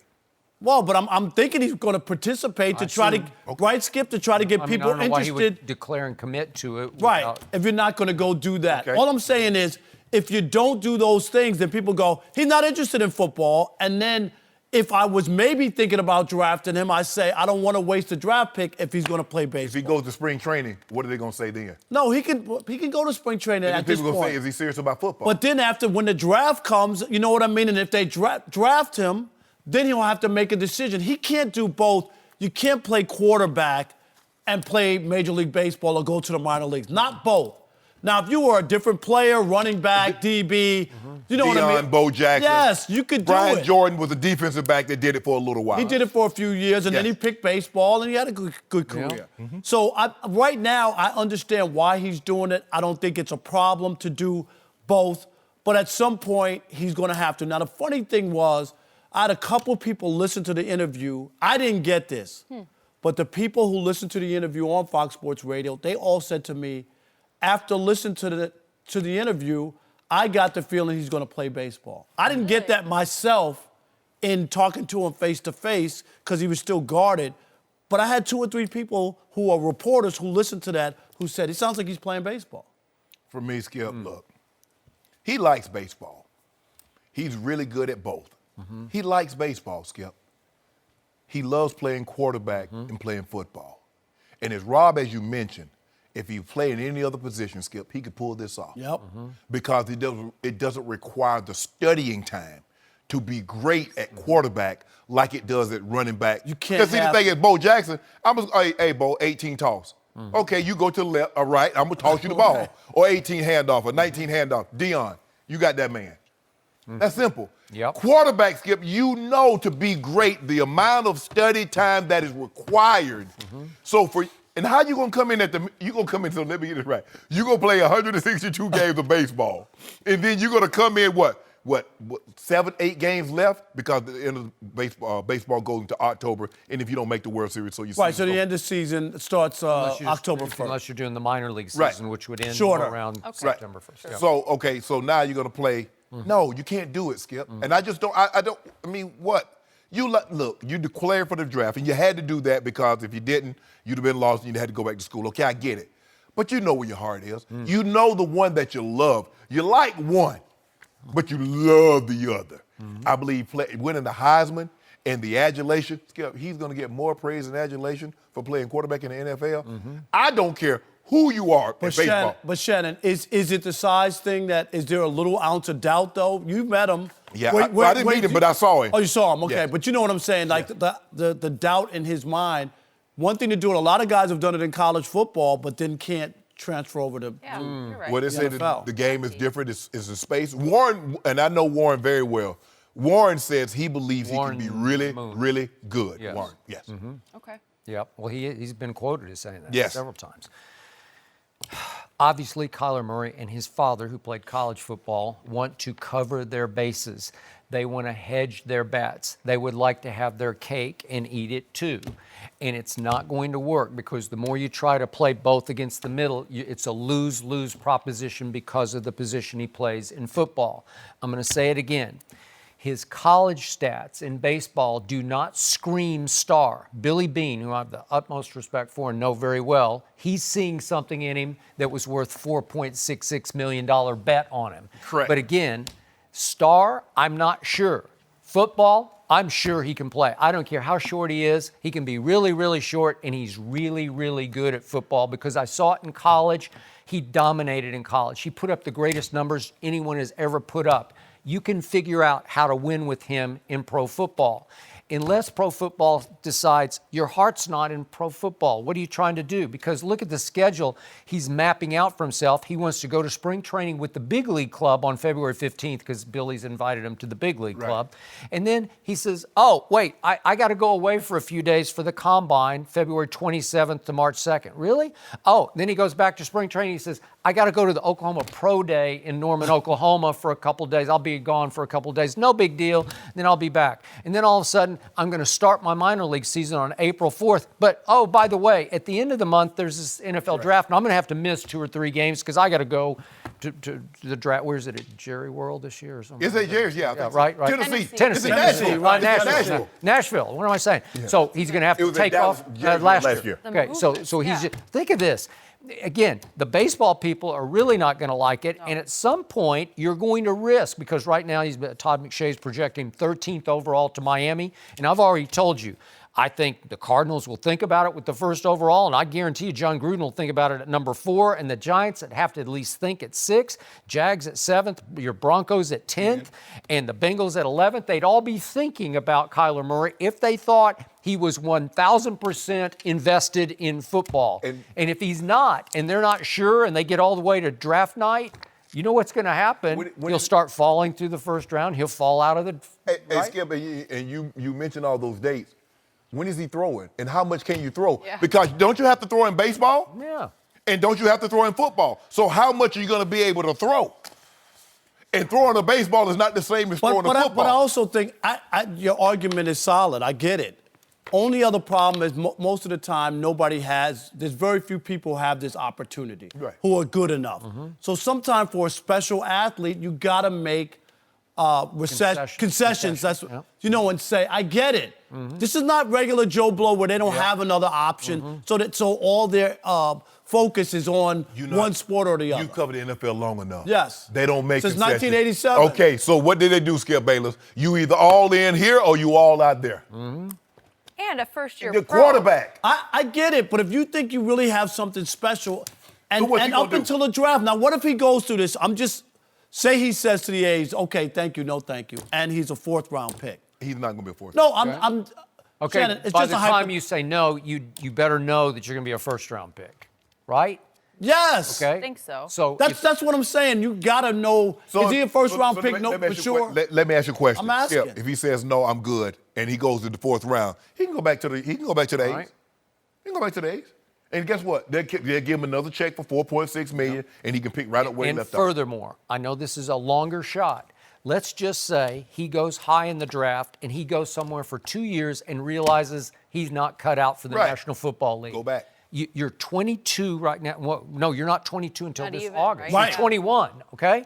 So in 2 more years, you're going to be 23 at this point. So what? Okay. Can you go back and just play baseball at 23? Yeah, I know you'd have to start over and you'd have to go prove yourself. I mean, that ain't like he's starting over at 29, Skip. He's starting over at 23. Yeah. I hadn't thought of it that way. Yeah, He but a could bunch do of it. guys like Brandon Whedon, he went and tried to play Russell Wilson. Russell they tried Wilson, to a lot play of guys, baseball, right. And then they said, okay, we can't do this. Let's go try football.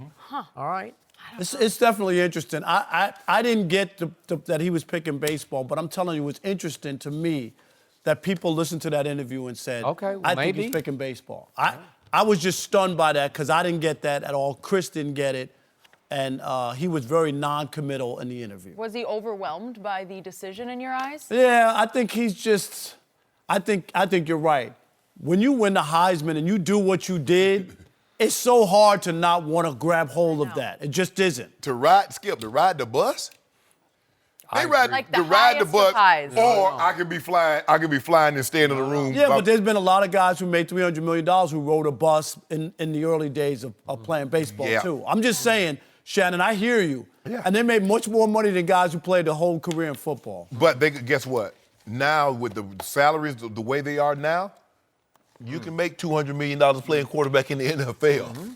You also could be a Tim Tebow in the NFL. Or you can be Tim Tebow at age 30 and make the Mets. He's run. not going to Oh, make stop the it. Mets. Stop We're gonna need that? more time Stop. for that Big one. leaguers. We're That's gonna just to need sell- that's just to sell more T-shirts. time. Yeah. You just threw that in there, Rob, right as we were Yeah. going to break. We have a great Okay, bobblehead I night. appreciate that.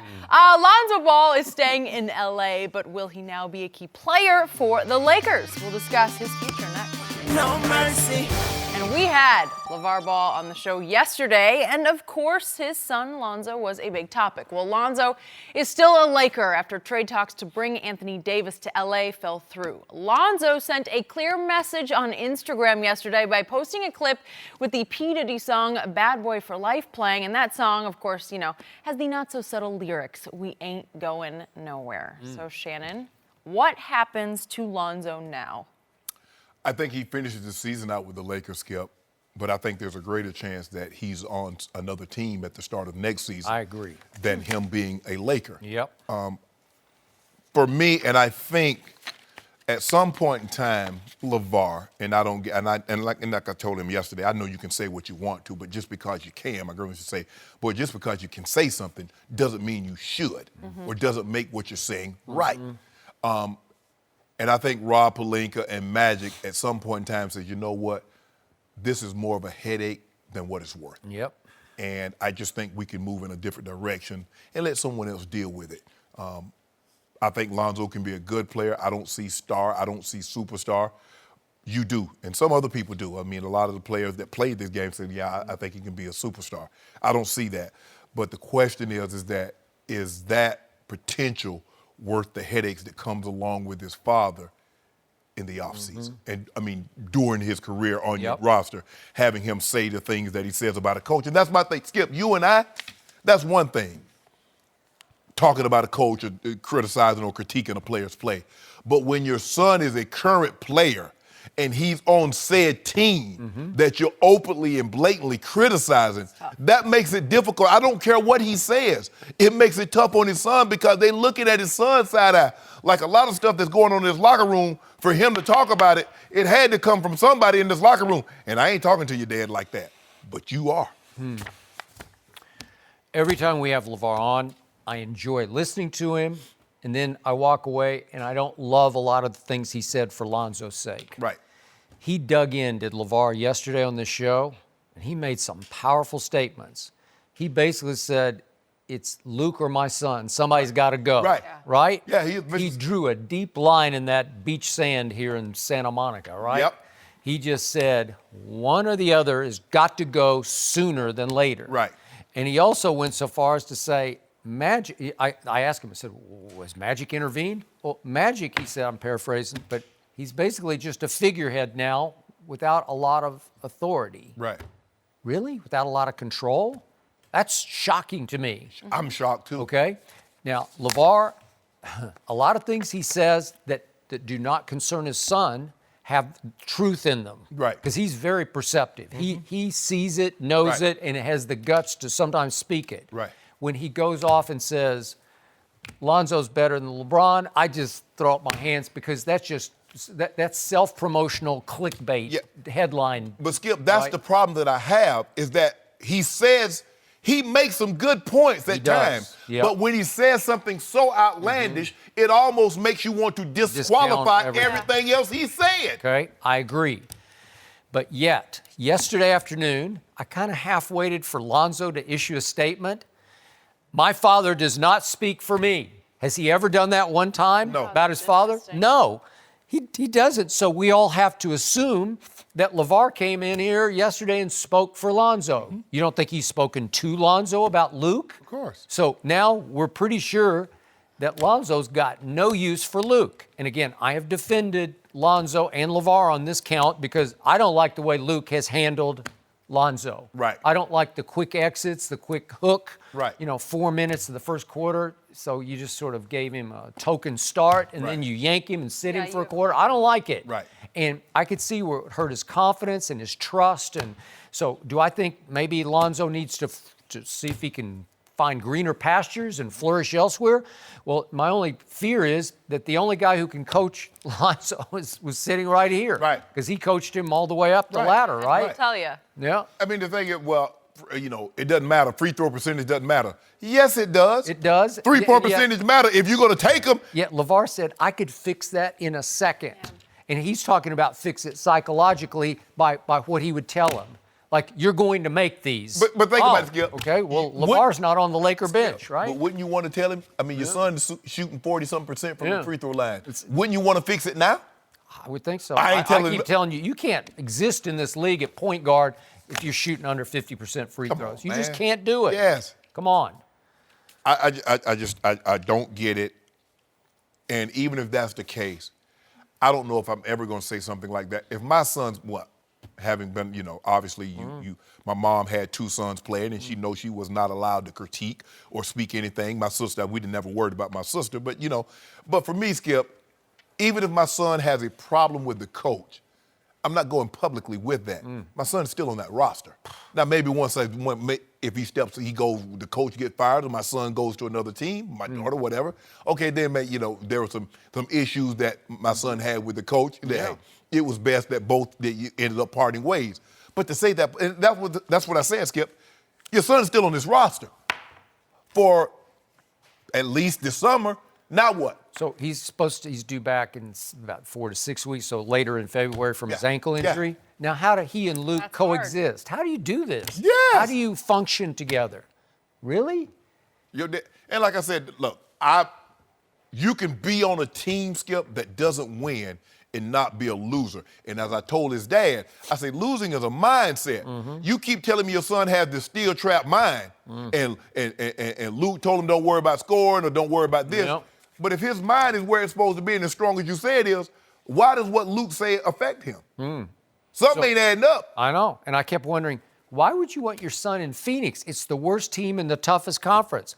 Aha, he says yesterday, I want to start a ball dynasty with the worst team. Skip, I want my other 2 sons there also. That's not going to happen. I know. Well, it's just great. He's trying to speak that into existence. But look, I don't care what he tried to say, he spoke into existence.